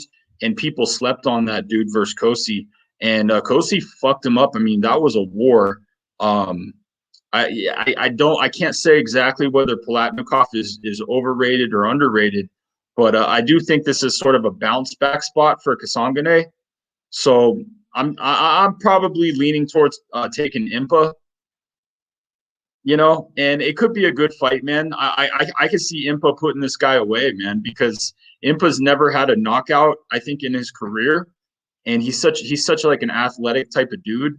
I just think that it's sort of like a mismatch, like physically. And so that's kind of where I'm at with that one. Yeah, I'm with you, man. I feel like Impa, and shout out to Impa, man. Mills did a great interview with him. Impa Kasanganai is a good dude, and most importantly, he's got a good head on his shoulders. So I think that he has had enough time. He's taken that loss in stride, and I think he's going to bounce back in this one, man. I think he's going to. I think he's going to ragdoll Palatnikov. I think he's going to get the better of the wrestling and grappling. Yeah, I think he could potentially put him away with some ground and pound, like a ground and pound TKO, because you're right, man. He did take a lot of damage versus Lewis or Luis or whatever. But yeah, I like him in that spot. I'm going with Kasanganai in that one. Right, and Palatnikov, even in that fight, if you watch first Kosi, he was covering up. Kosi was hitting him, and you never know what the ref's going to do. I mean, Kosi was wailing on this dude, and he was covering up, not for as long as like D-Rod was covering up in that one fight where D-Rod covered up versus Dwight Grant. Like Palatnikov, he was still coherent, and he was just sort of guarding his head a little bit, but it went on the fight could have been called. We've seen early stoppages. So I don't like that look on a guy that's covering up in the first round like that. I don't think that, Louis Kosi, I think, is a good fighter. I think he's a tough guy on the same level as Kasanganay. But I don't know what happened in that fight, whether Kosi gassed out. Everybody says this Impa guy has like proven cardio. So I'm just sort of taking their word on that. Yeah, I think that Impa definitely has better cardio than Kosuke or Kosi or whatever, however you pronounce his name. I think that guy was probably a little bit overhyped. And I bought into that hype as well and bit the fucking big one on that. But yeah, I think that Palatnikov, like, he's not the most durable guy, and if Impa starts teeing off on him, and if the guy covers up, Impa will definitely take him down. But yeah, I like Kasanganai in that one. Are there any? Well, shit. What do you? We got your boy Vettori fighting in the fucking main event. How you? Is Vettori gonna take care of Big Mouth here? What do you think about that? Yeah, I mean, I'm gonna pick Vettori. I don't like the price tag on it. So I mean, yeah, it's like I think Holland is super dangerous guy. I've underestimated Holland in the past, and even like the Brunson fight was super close. Holland almost KO'd him, and Brunson he came in with a good game plan versus Holland, where like he sort of knew like what he sort of knew, I think, how the fight was going to play out, and he was smart about it. And with Vettori, I do think that Vettori it is possible that Holland can catch that dude. I mean, he could catch anybody, but Holland is going to have a big range advantage striking wise on Vettori. And yeah, man, like I don't feel comfortable betting a penny necessarily on Vettori. I think that DraftKings wise, I'm going to take him because, Holland has questionable takedown defense. So Vettori probably is going to land takedowns if he's going to win the fight. In terms of like a regular bet, I probably put Holland around like plus 250. I guess that's where he's at. Because Vettori is a dope fighter, Vettori is a really good guy, and not that Holland isn't, but obviously Vettori is the type of guy that can expose Holland's weakness with the wrestling. He's just another one of these guys that might wrestle fuck Holland, and yeah, I mean Holland is young, so we could see Holland lose to Vettori and Brunson and come back in like 3 years, like making a run for the belt or something. The guy's only like he's in late 20s, something like that, like 28. Yeah, that's a good point, man. What's up, Sun Solution? What's going on? So dude. But yeah, so I think that for me, this fight is really who can keep it together more mentally. I think that and I think it was MMA Oracle. Shout out to MMA Oracle. I think he made this. I think it was him. If it was somebody else, I apologize. Made this point that Vettori can get emotional, and Holland. And you said Holland is a good sharp striker, man. He's a sniper with that right hand. He's a good counter striker. So there is a potential that Vettori has been durable. He took shots from Adesanya, but Holland. If he does hurt Vettori, he's a very vicious finisher. On the other hand, you mentioned it, like this could just be the Brunson fight all over again. Like Kevin Holland does have a glaring weakness, and it's his takedown defense. It's almost like he accepts it.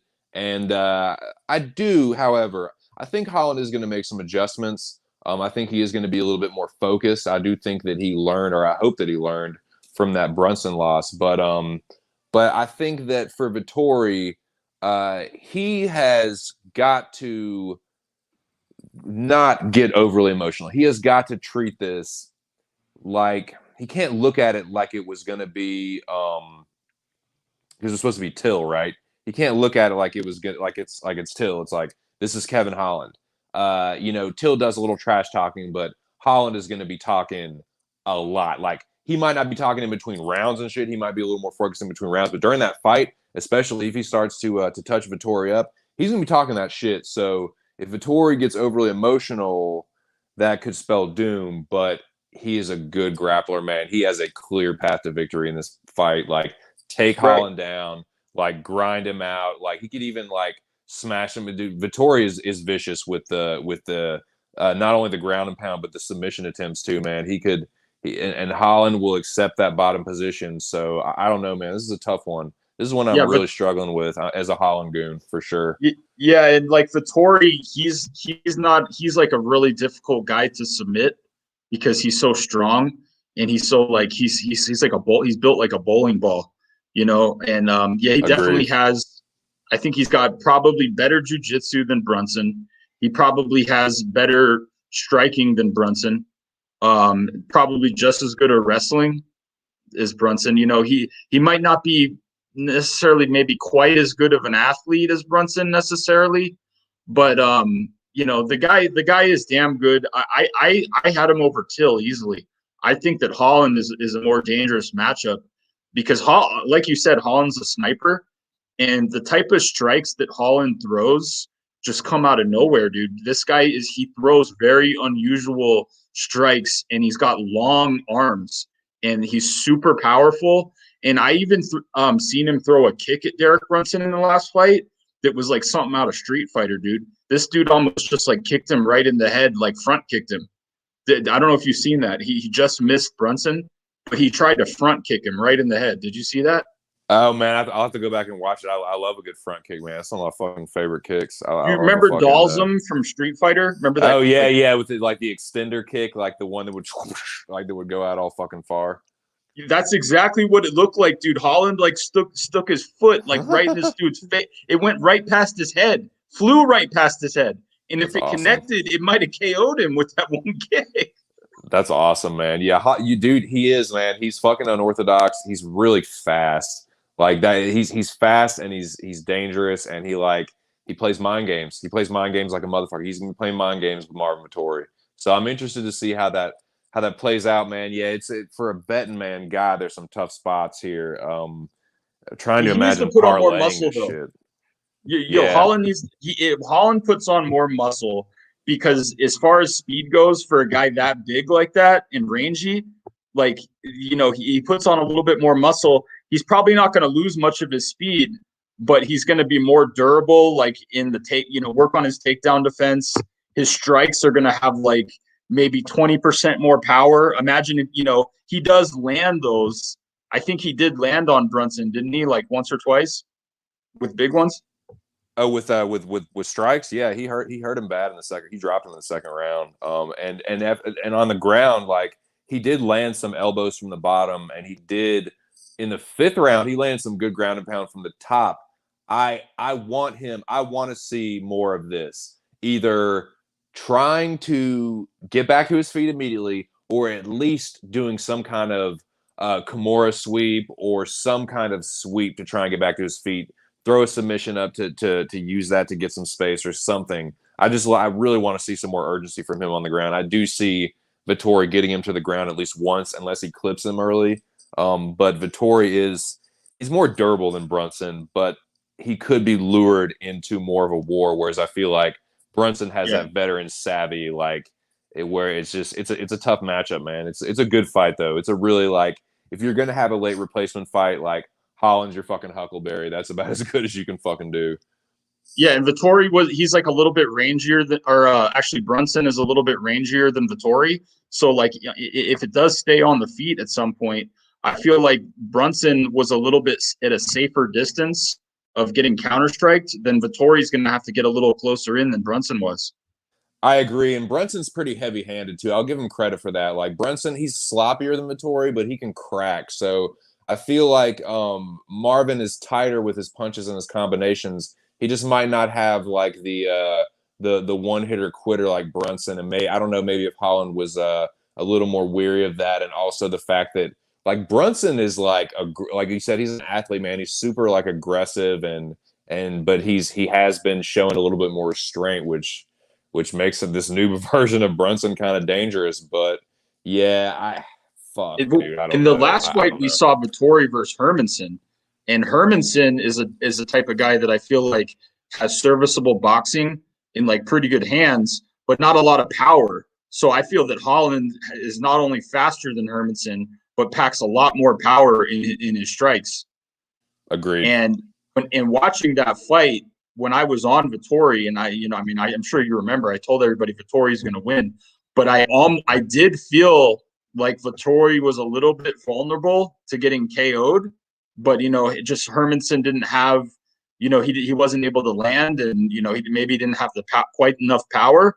But Holland is the type of guy that could put Vettori in danger.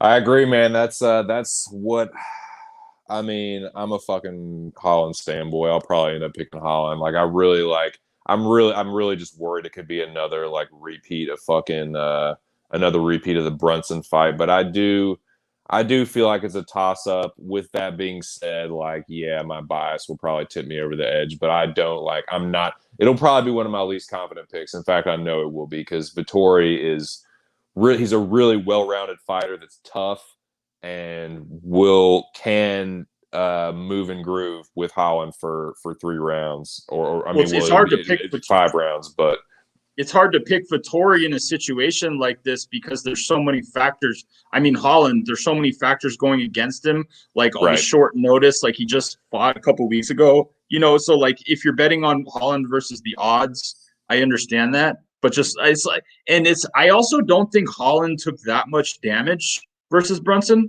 I mean, he got rocked on the ground a couple times and on the feet, but it wasn't any like permanent damage or anything like, life altering. Like I think he's going to be at like 95% for this fight, Yeah, no, seriously, like he didn't, you're right. He blocked a lot of those, and a lot of them were grazing shots. But yeah, I think he will, like, if there's anybody, the fact that he does accept fights a lot on short notice, it's not like this is a new thing for him. Like he's used to this kind of environment, this kind of like this touch and go, like life in the fast lane of the UFC. So it's not like he's going to be like nervous for this shit or anything. Like he just fought Derek Brunson. Like Holland, Vettori is pretty much like a lateral move as far as like the level of competition. I feel like at this point, this version of Brunson and Vettori kind of, they're more or less on the same level. Like I could see them, like Vettori versus Brunson would probably be an appropriate fight at some point.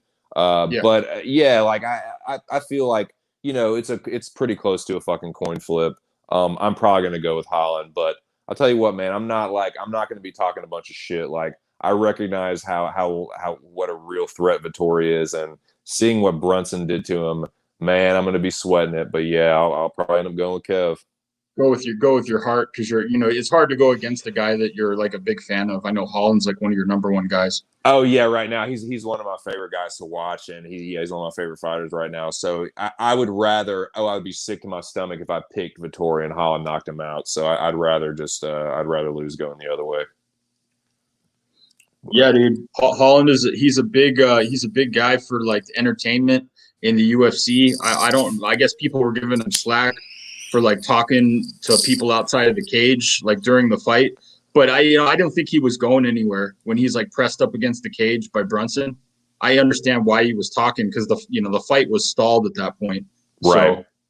Right. I mean, for me, I kind of went into it a little bit. Like I feel like it wasn't really surprising that he was talking that much, but it was just kind of frustrating. Like just like when you're losing, it just doesn't like land the same, like quite the same. Like it was just kind of like, oh man, come on, just like fucking just get out of this and like stop. But like it's like that's just kind of who he is, like, you know.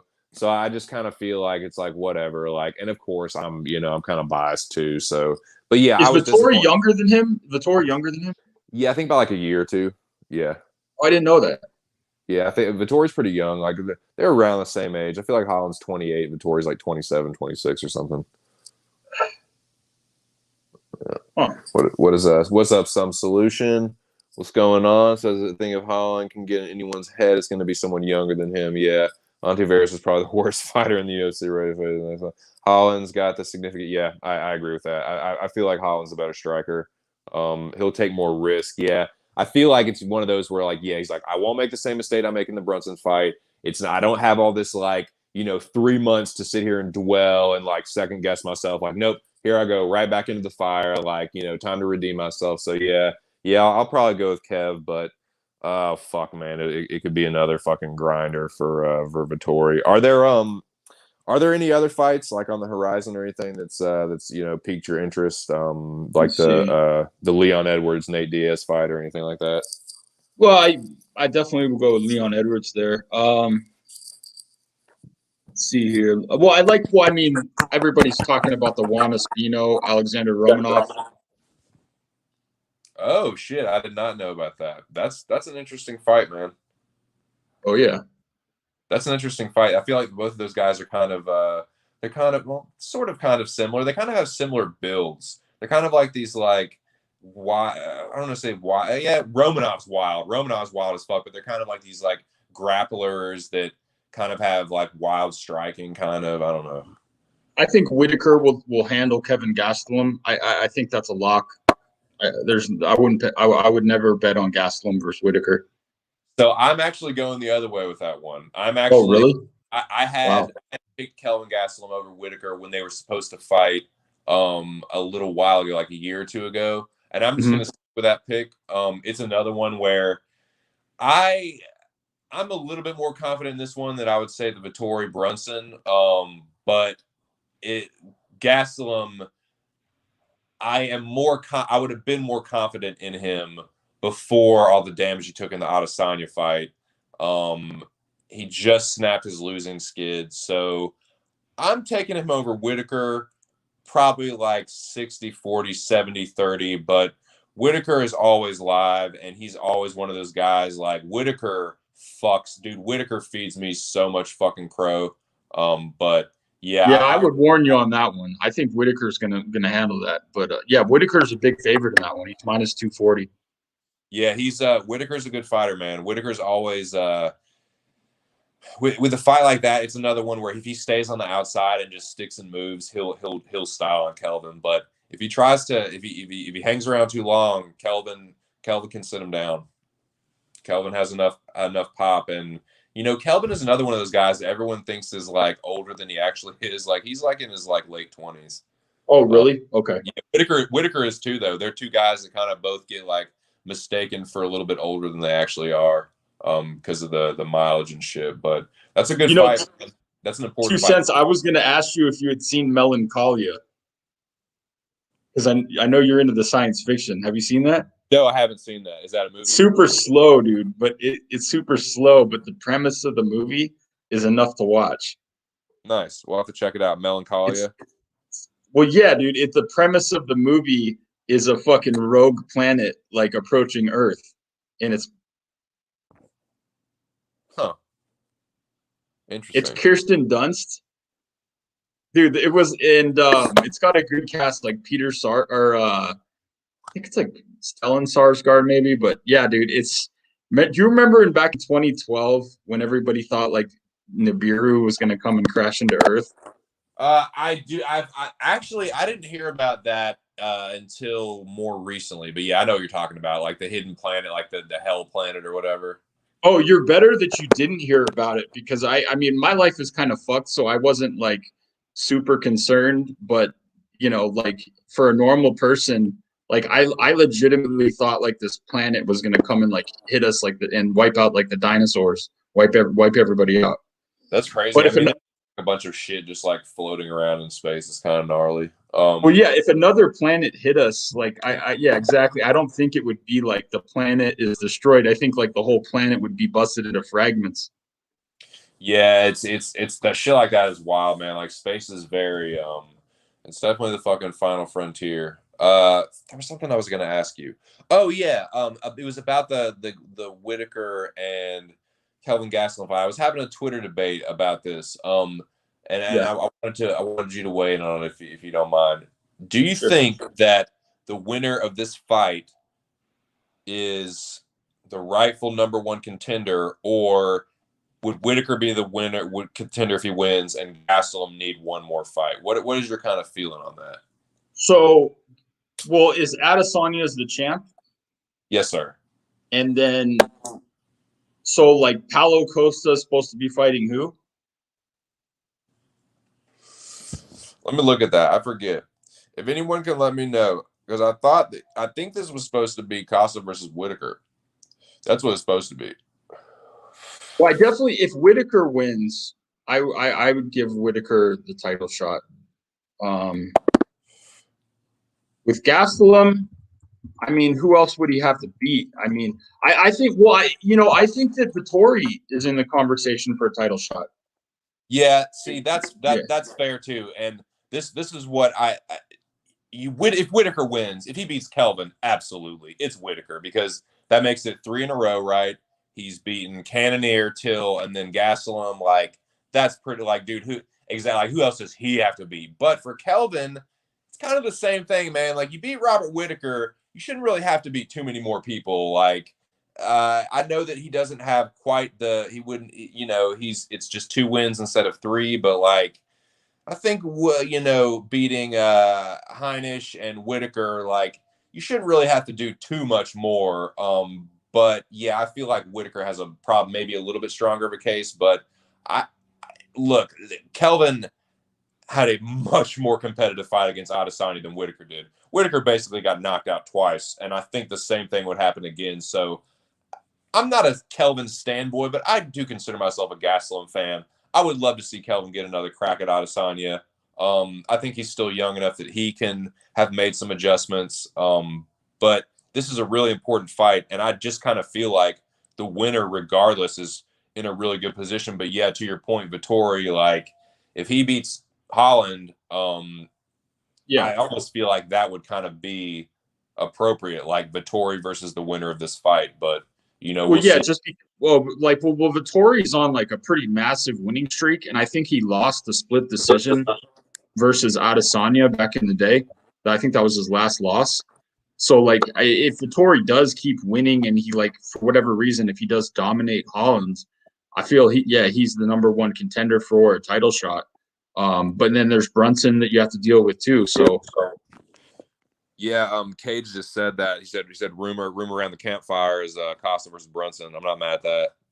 yeah, I'm not mad at that either. I'm not super high on Costa, but I do think that he matches up okay with Brunson, because I think that Costa can defend Brunson's takedowns, and I think he has, possibly better striking than Brunson. So it's like a bad matchup for Brunson, even though I'm not high on Costa at all.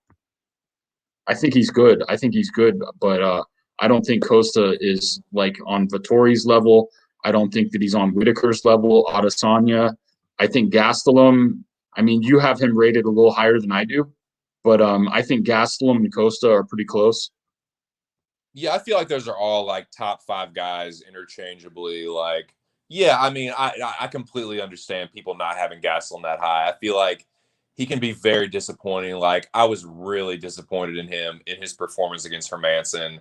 Like, I was really like, dude, you couldn't show more urgency in getting out of a fucking leg lock, and he had like a black belt. Like, come on, man. Like, and credit to Hermanson. I'm not trying to take anything away from him, but it's like I was pissed at Kelvin during that fight. It's like, dude, you he had a chance to win that one. But yeah, it's for me like this, and I want to have to tape this. I'm going to pick Kelvin regardless, but I'm going to have to tape it to speak a little bit more intelligently on it. But to me, Whitaker has got to be smart in this fight, because Whitaker is not the most durable guy. Like Kelvin can definitely take a punch better than Robert Whitaker. And Kelvin definitely got some pop on his punches, and he has a nice, tight, crisp 1-2.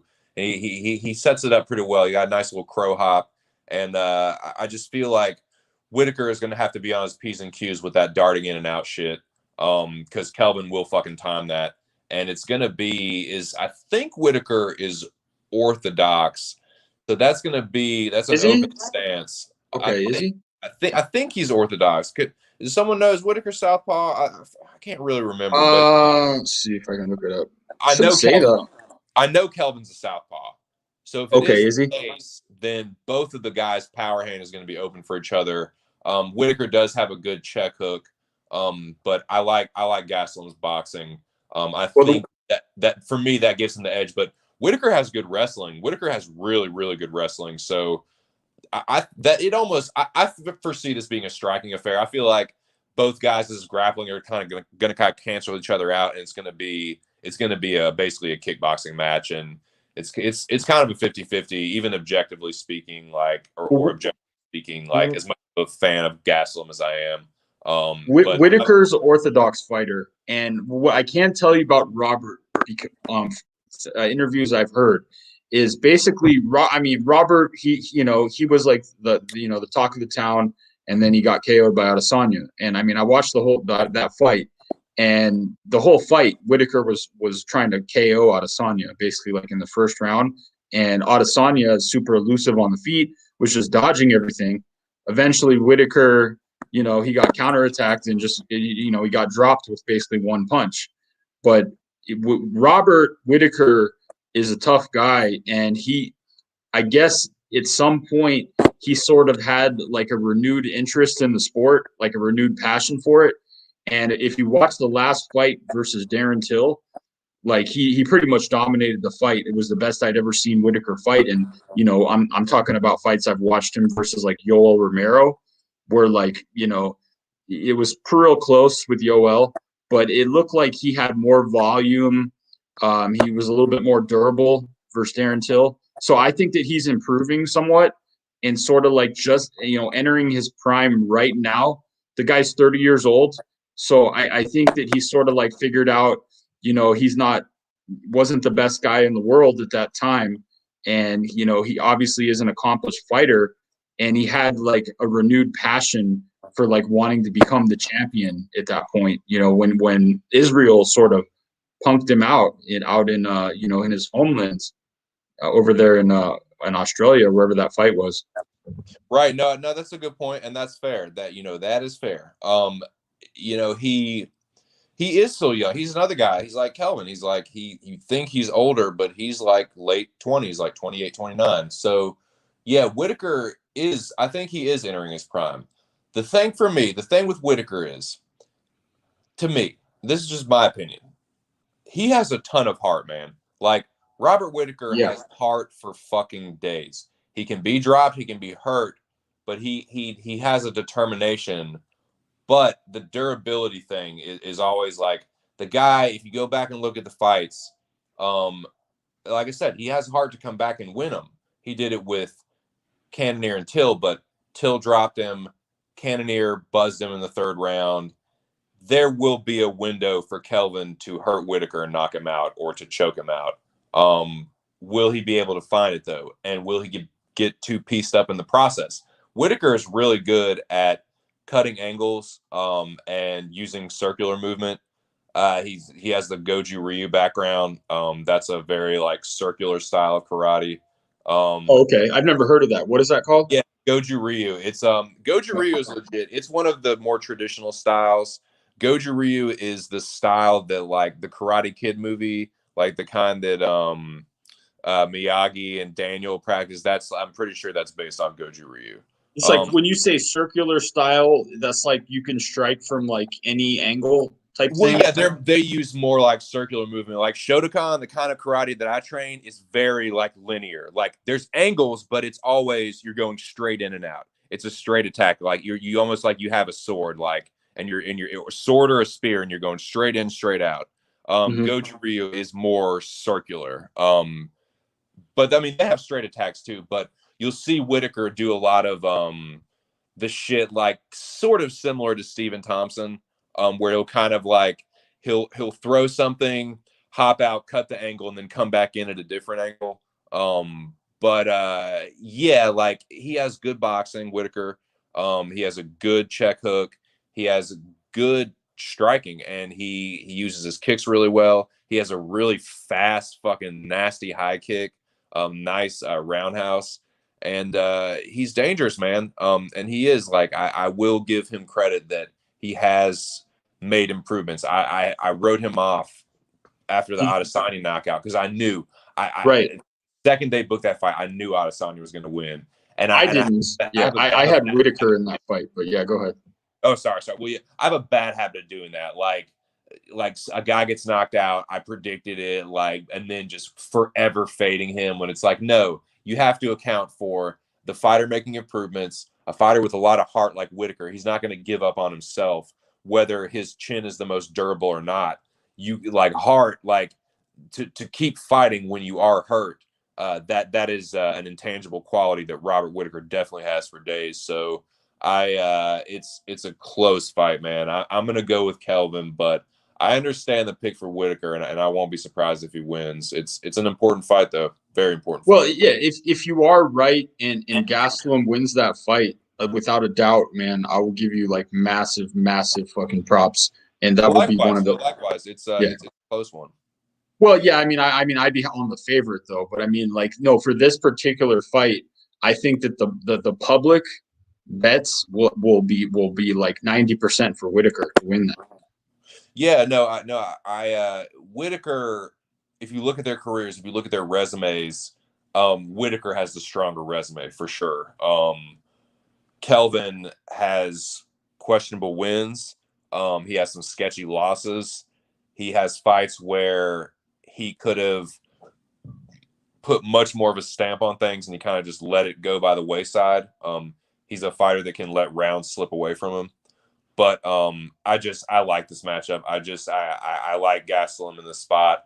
But yeah, no, definitely. I'm looking forward to seeing what happens. Like, I think this fight, I would almost like to see either the winner of this one either getting the title shot, but they would both be rematches, or you gotta do something with Costa when he comes back. Have them winner fight Costa, the winner fight Vettori. I feel like Vettori, Costa, and the winner of this one are kind of like the three best candidates for the next title shot, or at least a title eliminator for two of them. Maybe Holland, if Holland actually did win, he's in there too. Saying like a motherfucker. Like if he smokes Vettori like first round knockout and like gets on the mic and says some wild shit, like, yeah, man, Dana will eat that right the fuck up, man, because it's we're on the verge of having the crowd back, and if Kevin can bounce back and get a nice win here in a spot where he kind of basically saved the fucking main event. Oh yeah, Dana will look down favorably upon that for sure. So it's there's some implications like a motherfucker in this one. Yeah, and it's a different matchup if Holland did fight Adesanya. Because like that fight would all be on the feet. That'd be a striking battle. So Holland wouldn't have to worry about getting taken. Yeah, no doubt. Yeah, it's interesting. No, I agree with that, Noah. He was super aggressive against Adesanya. It was almost like nervous energy or something. Like he was like trying to prove something. That was a big like moment for both of them. Like that was I think it was in Australia, maybe. Yeah, I think so. Yeah, it was, dude, and it was in Melbourne or something. It was, and that technically Whitaker was the champion. That was when Adesanya won the belt. So that was a lot of pressure for Whitaker. That was like Oceania. Like all eyes were on that, focused on that. Like, and Adesanya had the crazy like entrance, like the walkout and dancing and shit. Like there was a lot of pressure on Whitaker in that fight, and I think he kind of succumbed to it. And Adesanya is just a great striker, but yeah, I think he just like he just seemed like he blew his load too early because he threw all these massive strikes attempting to hit Adesanya, and he missed on every single one. And then at that point, after he had expended that energy, Israel just caught him. I don't know, was it in the first or the second round? I'm not sure. Yeah, but I it was think it was early. got him at the end of the first round. He sat him on his ass, and it looked like the fight was going to be over, but there was like 2 fucking seconds left, and so the round ended, and he survived. He basically got saved by the buzzer, and then he knocked him out in the second round, like a minute and a half into it, 2 minutes into it. But yeah, it was early. But I was thinking about that. You just mentioned it blowing his load. That's not a bad observation. You know, he has put away like Brunson and Jacare. Like he's put them both away pretty early. So I'm wondering if maybe he maybe got used to getting the early knockout, or you know, counting on the early knockout. Probably not. But still, like he was definitely overly aggressive, and you know, maybe what you could be onto something like trying to blow his load too early. Yeah, I felt like he might have had like maybe a grappling advantage, even even if the fight got to the mat. We usually don't see Whitaker on the mat in many of his fights. I don't think he's like a jujitsu wizard or anything, but I do think that yeah, he could have maybe like pressured Izzy at some point, put him up against the cage, and just sort of got into a groove in the fight rather than just throwing all these bombs on a guy like Izzy, who he underestimated Izzy's defensive capabilities of dodging punches. Absolutely. You know, Adesanya, when he wants to, has pretty good head movement. Yeah. When he wants to, like he showed it in the Gastelum fight after he got hurt. He was slipping more punches. And he's shown that before. But yeah, for Whitaker, I can't remember what I was gonna say, but yeah, Whitaker, he does have a chance to bounce back if he takes care of Kelvin, put himself in a really good spot to at least get a title eliminator. Fuck, I can't remember what I was going to say. It was something about either Gastelum or Adesanya with the defense. I think it was about Adesanya.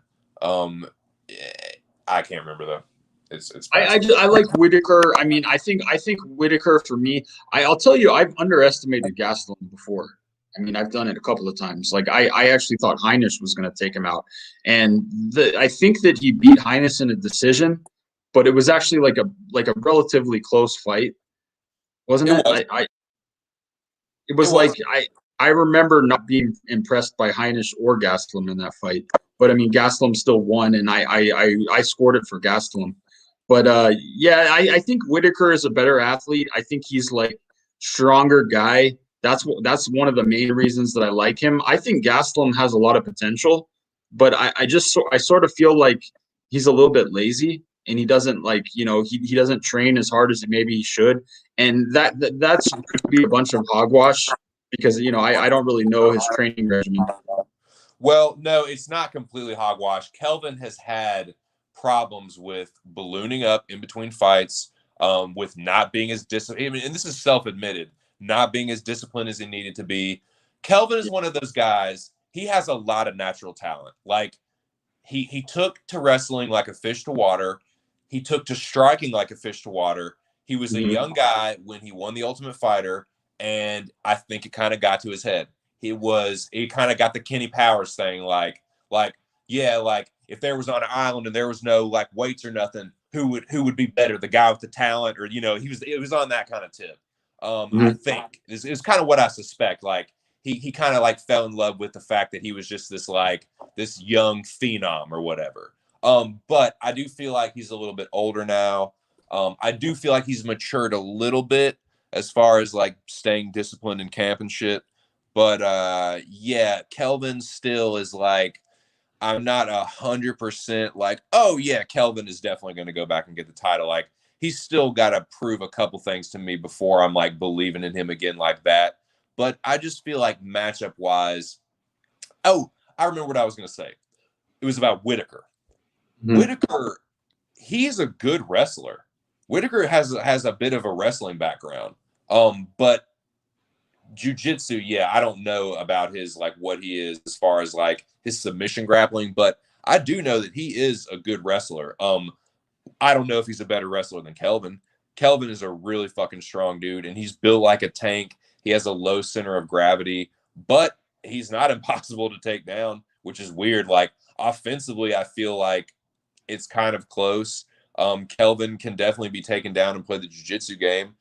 He has a black belt from 10th Planet, and that's Eddie Bravo, and they do a lot of guard play, so he can kind of be accepting a bottom position sometimes.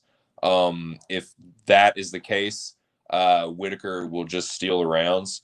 But on the feet, man, I feel like it could kind of be one of those things where they cancel each other out with the grappling and they just stand and go for it. And I feel like it's kind of a coin flip. I'm just gonna go with my gut. And a couple of years before it was Kelvin, and I'm gonna stick with that. Okay. All right.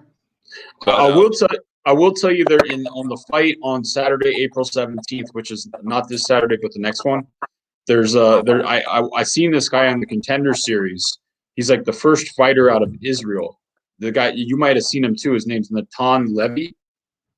And I know this. That's familiar. Yeah, he cracks, man. I mean, I remember him completely dominating his fight. And he had like really good technique on the Contender Series. Didn't seem to have any cardio issues or anything like that at all. He's like he's rising up the ranks. And they put him against Austin Hubbard, who I just think Austin Hubbard is like sort of middle of the road, like pretty good wrestler, dude, but he's nothing special. And they've got Natan Levy as the underdog at plus 105. So I definitely think that's a pretty good bet. Nice. Yeah. I mean, that's Hubbard is one of those guys, like, he's not bad.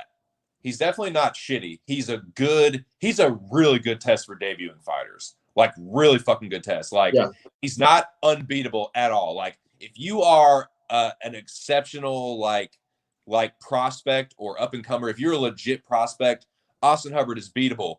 If you're not, if you're a fucking jabroni, you will Hubbard will expose you as a jobber. So I feel like that's a good for a guy like that. Yeah, I'll have to take him. You said Natan Levy. I'll check him out.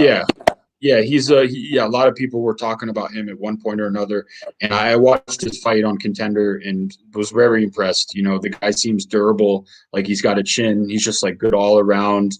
You know, I can't. It was a while since I seen him, but I just know that he's a legit guy. And then this Hubbard dude is like, he's just like your, just random fucking dude in the UFC that can wrestle or whatever. He's not. Dude, he is. He's like your standard, like run of the mill. Nothing bad, nothing good. Like, he's just right there in the middle. Like, if you were making like skill attributes, they'd all be like 65 or something. Like, he's not terrible at anything, but he's not really like super good at anything either. He's just right there.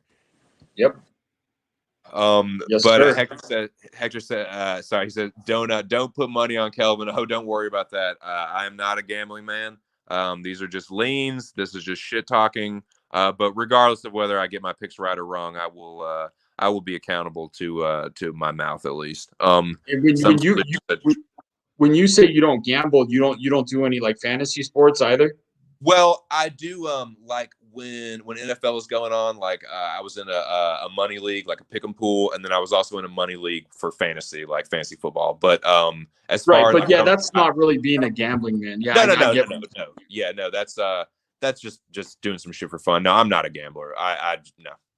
See, the thing for me is like I have such an addictive personality. When I get into something new, I like dive into it. And like I said, my dad was a big gambler, and I've been around that for like my whole life basically. And I know that if I dip so much as one pinky into that pond, I'll be a degenerate in 2 weeks. So I'm gonna. I know myself, and I don't really have the disposable income to really like.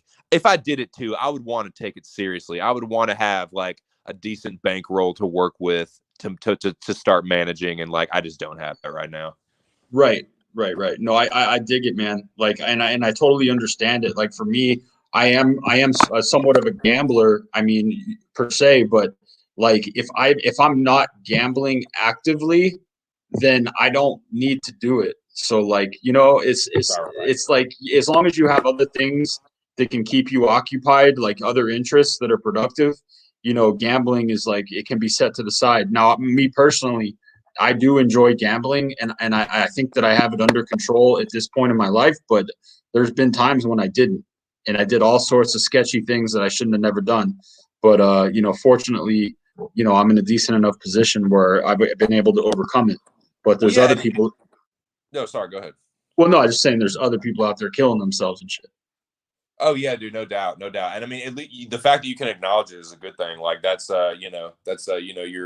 you're self-aware enough to know that. And that's see, but me, like, I just know myself, and like when I start something new, like a new hobby, a new sport, whatever it is, like I'm all about that fucking new thing. And that's just a new thing that I can't like really, and I know at some point, like when I'm a little bit more financially stable, I will probably, at least just start like, just doing it for fun. Like, if I see a good spot here and there, but it's something that I have to make sure I'm responsible with. And I'm just not in like the best place to do that right now. But yeah, and if you were, I mean, DraftKings may be a way to go.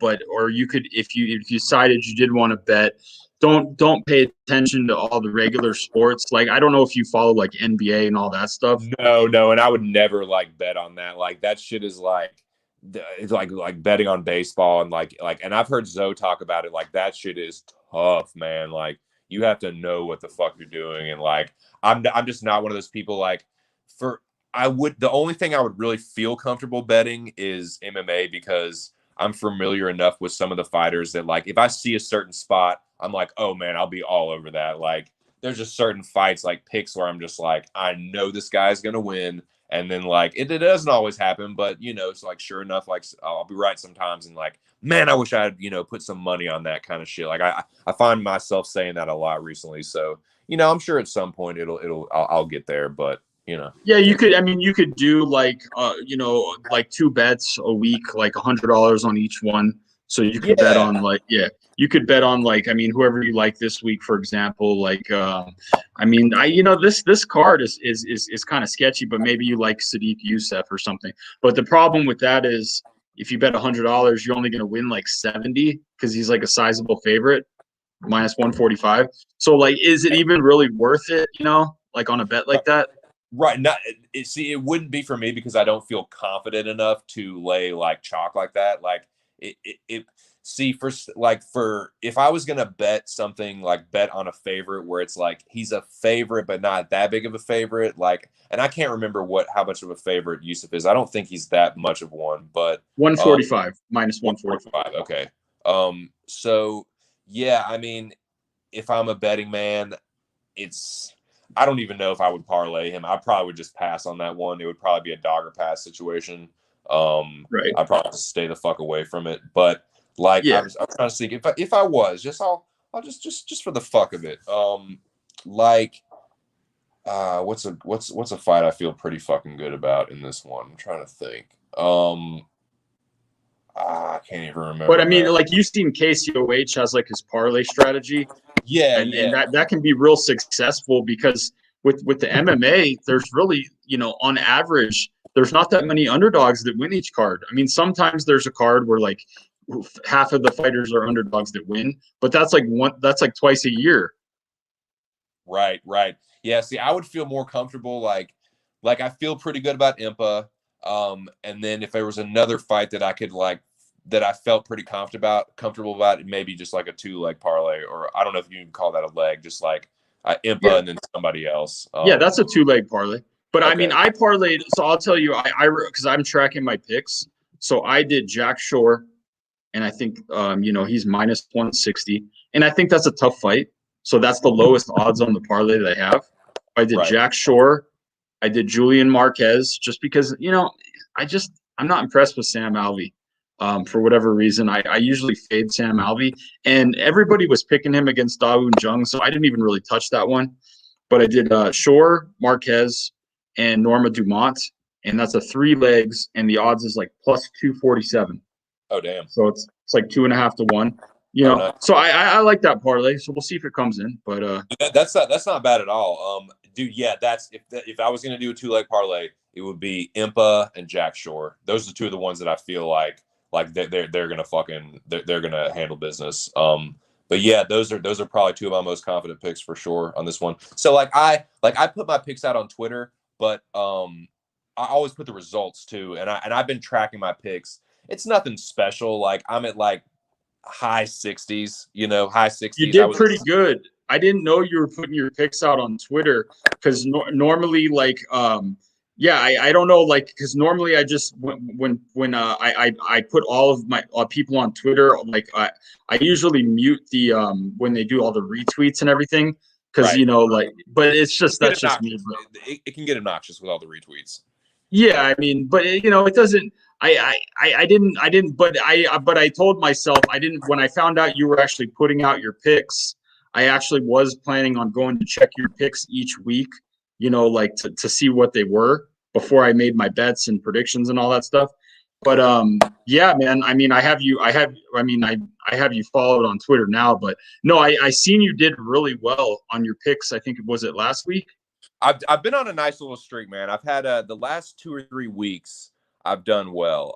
I think I did 8-2 last week, and then for the Jan and Izzy card I went 9-6, and then I went 7-3, and then it might have been this last one I went 8-2 I think. So I've been on a nice little streak, but before that I had a couple 6-6 weeks where I kind of shit the bed a little bit, but. Yeah, for someone that doesn't really gamble, I do decent with my picks. Like I said, like high 60s, 70%. I miscalculated one. I actually should have one less loss than I do. So my percentage is probably a little bit higher. But yeah, I'm doing all right this year. Better than I was fucking last year, I can tell you that. And I'm like you, where I'll fall in love with something like a fighter or a particular like opinion. And like I have a tough time getting off of that side. So like for you, it's like Kevin Holland. Like even like logically, you're explaining in your mind that you think Vettori is probably going to win, but like you're still picking Kevin Holland because it's like you can't you have to. It's like you're emotionally invested in that fighter. It's too close. Yeah, exactly. It's like it's too close. It's like if I felt more confident about Vettori, that might sway me a little bit. But it's like if it's a 50-50, like my bias is gonna just like unfortunately and I'll live with that if excuse me if Vettori takes care of business, I'll definitely give him credit. And who are you thinking about in this fight? Do you know? Well, I'll take Vettori, but I mean, are you going to make your picks after the weigh-ins? Is that when you usually make them? Yes, sir. That's okay. I've been doing that recently, and I found that I like that more. Like, oh, for sure. Yeah, because especially if a fight doesn't even happen, like I feel like a retard, like putting up my fucking I picked this guy. Oh, the fight isn't going on, or you know what I'm saying, like fucking. So yeah, I like waiting till after the weigh-ins.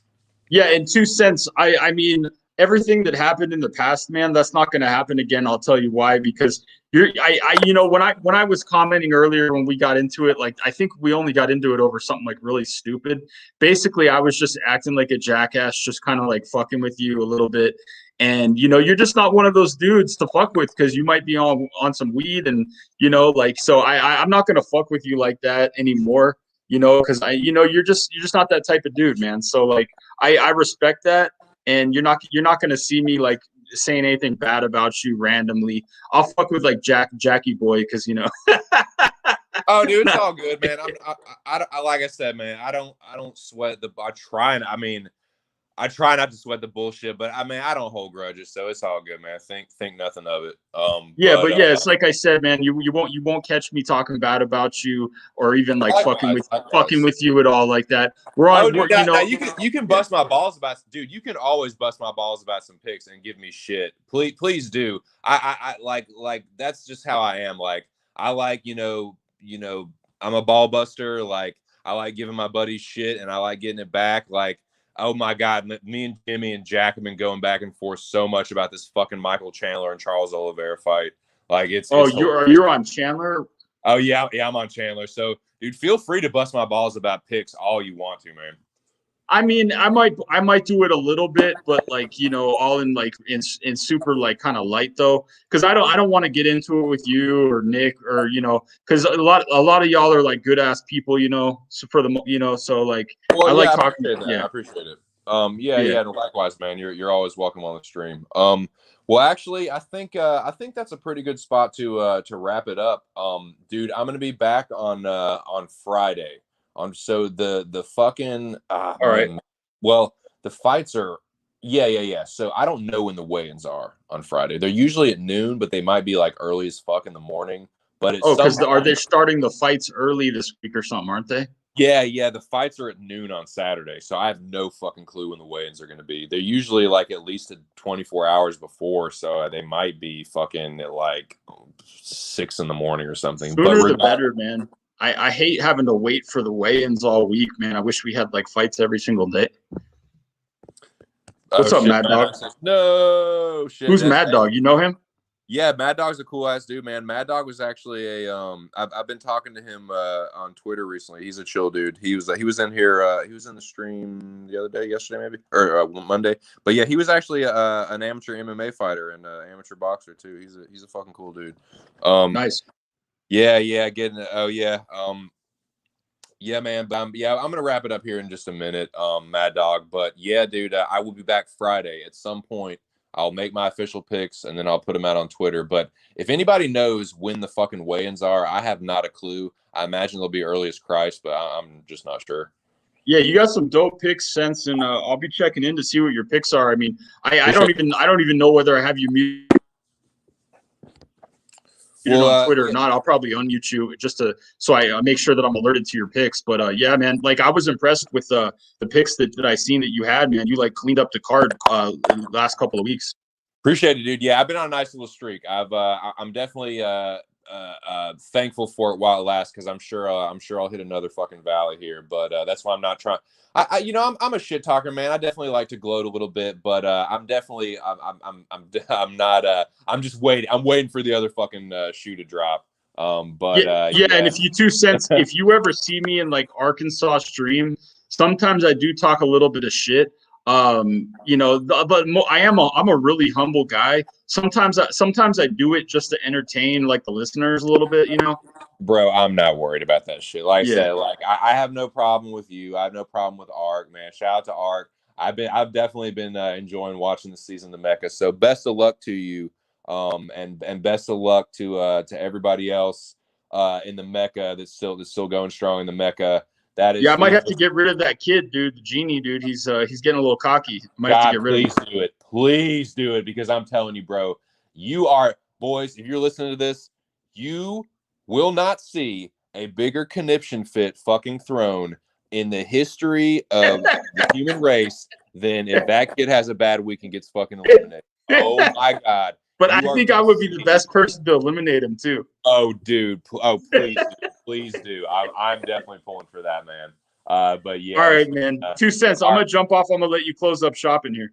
Cool. I appreciate you coming through, man. You're welcome anytime. Hey, man. One love. Yes, sir. Peace. But yeah, man. So well, Mad Dog, dude, I'm sorry that you caught it late. I will be back on Friday, and we will definitely talk some MMA. UFC on Friday. But we mainly talked about the card coming up. I think that was really it. I'll go ahead and ask you if you're still in the chat. I'll go ahead and ask your opinion about the Kelvin Gastelum and Robert Whittaker fight. Does the winner of that fight get the title shot, or does just Robert Whittaker get the title shot, or do they still need one more? We talked a little bit about the middleweight title picture. So yeah, I don't want to just turn you away if you just got in the stream. But yeah, I'll probably wrap it up here in a few minutes. But that's just to kind of in review. That's kind of what we talked about. Shout out to Rogue Strummer, man. It was great to have him on stream. Gave some great insight into the fights, a good perspective. And shout out to my dude Boston Nick, my buddy Nicky from Boston. But yeah, man, always good to have Nick in the building. You can find him at Pub Sports Radio. Nicky is a great handicapper. He always finds good spots. He finds good spots. If you're unsure about things, he finds good spots to hedge. Places where you might not know, you might not be so certain, but you can still make a little money.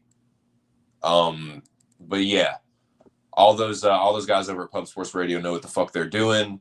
Like I said, I'm not a gambler, but if I was, I would definitely. I mean, I listen to them anyway, so you know. But yeah, shout out to the boys at Pub Sports Radio. Oh, Money Mills. In speaking of which, MMA Locker Room. Money Mills is interviewing Jordan Griffin tonight. I forget the time, but make sure you're subscribed to Pub Sports Radio Live. He will be interviewing Jordan Griffin, who's got a fight coming up this weekend. He is fighting. What's that guy's name? God damn it, I can't remember that guy's name. But yeah, Jordan Griffin's got a fight this weekend. Mills will be interviewing him this evening. So check that out. I will be there. Hope to see y'all there. But yeah, big thank you to Strummer and Nikki for coming through. Yeah, I'll be back Friday, boys. I'll be back Friday. We'll talk some more UFC. I'll make my official picks. I'll talk my shit. Y'all can remember my bad picks. And definitely, you know, shove the crow in my face if I'm wrong on Monday. I definitely encourage that. Yeah, I love the banter. And as long as it's respectful, obviously. But yeah, I love the shit talk and you know, pick related stuff, pick related shit talk, pick related ribbing. But yes, there will be plenty of crow to serve up in the coming weeks. Particularly with this Michael Chandler and Charles Oliveira fight, I can tell you that right now. I can tell you somebody's going to be eating crow. Somebody's going to be eating crow. It's either going to be me or it's going to be Jimmy and Jack and Smith and anybody else that is on Charles Oliveira. Because I, my friends, am on Iron Michael Chandler. I think he's going to starch that fucking quitter. That's what I think. That's my 2 cents on that. I'll tell you that right now. But yeah, I'm looking forward to that one. There's going to be some other good fights coming up. But yeah, Friday I'll make my picks. I don't know when the weigh-ins are. They're going to be early as fuck, but I will do them at some point after the weigh-ins. If they're super early, I'll still probably do my stream around midday or whatever. But yeah, shout out to everybody that came through in the chat. Yeah, sorry. That you missed the show, Mad Dog. But yeah, if you want to go back and check it out. And if not, I will be back Friday. But yeah, shout out to you. Shout out to the General, to Noah, always in the stream strong.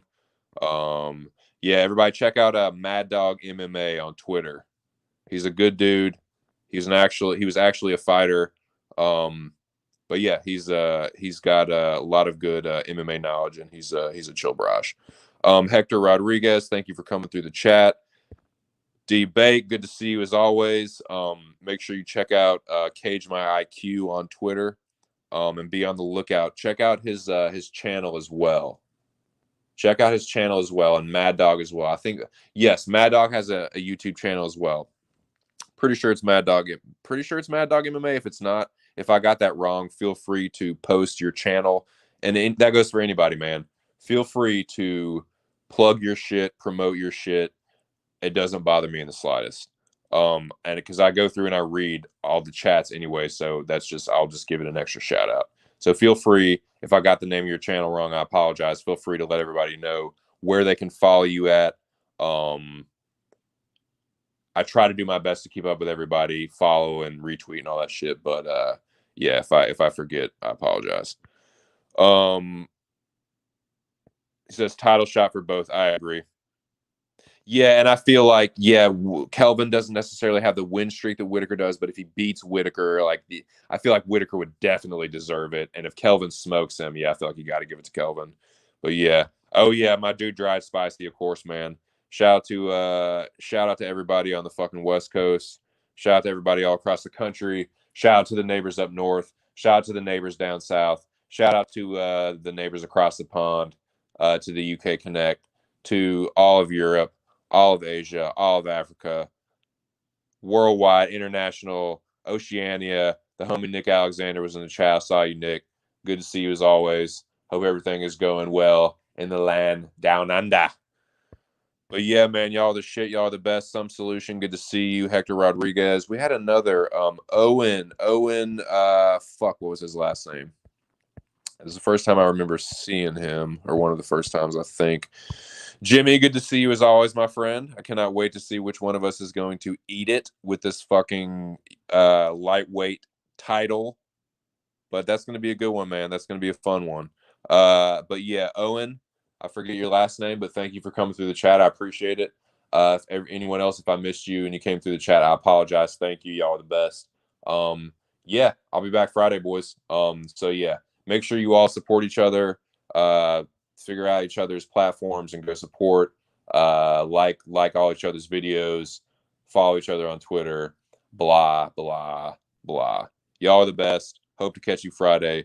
This has been just my 2 cents. Big thank you to Rogue Strummer and Nikki Elbows. I'll catch you boys on the next one. Peace.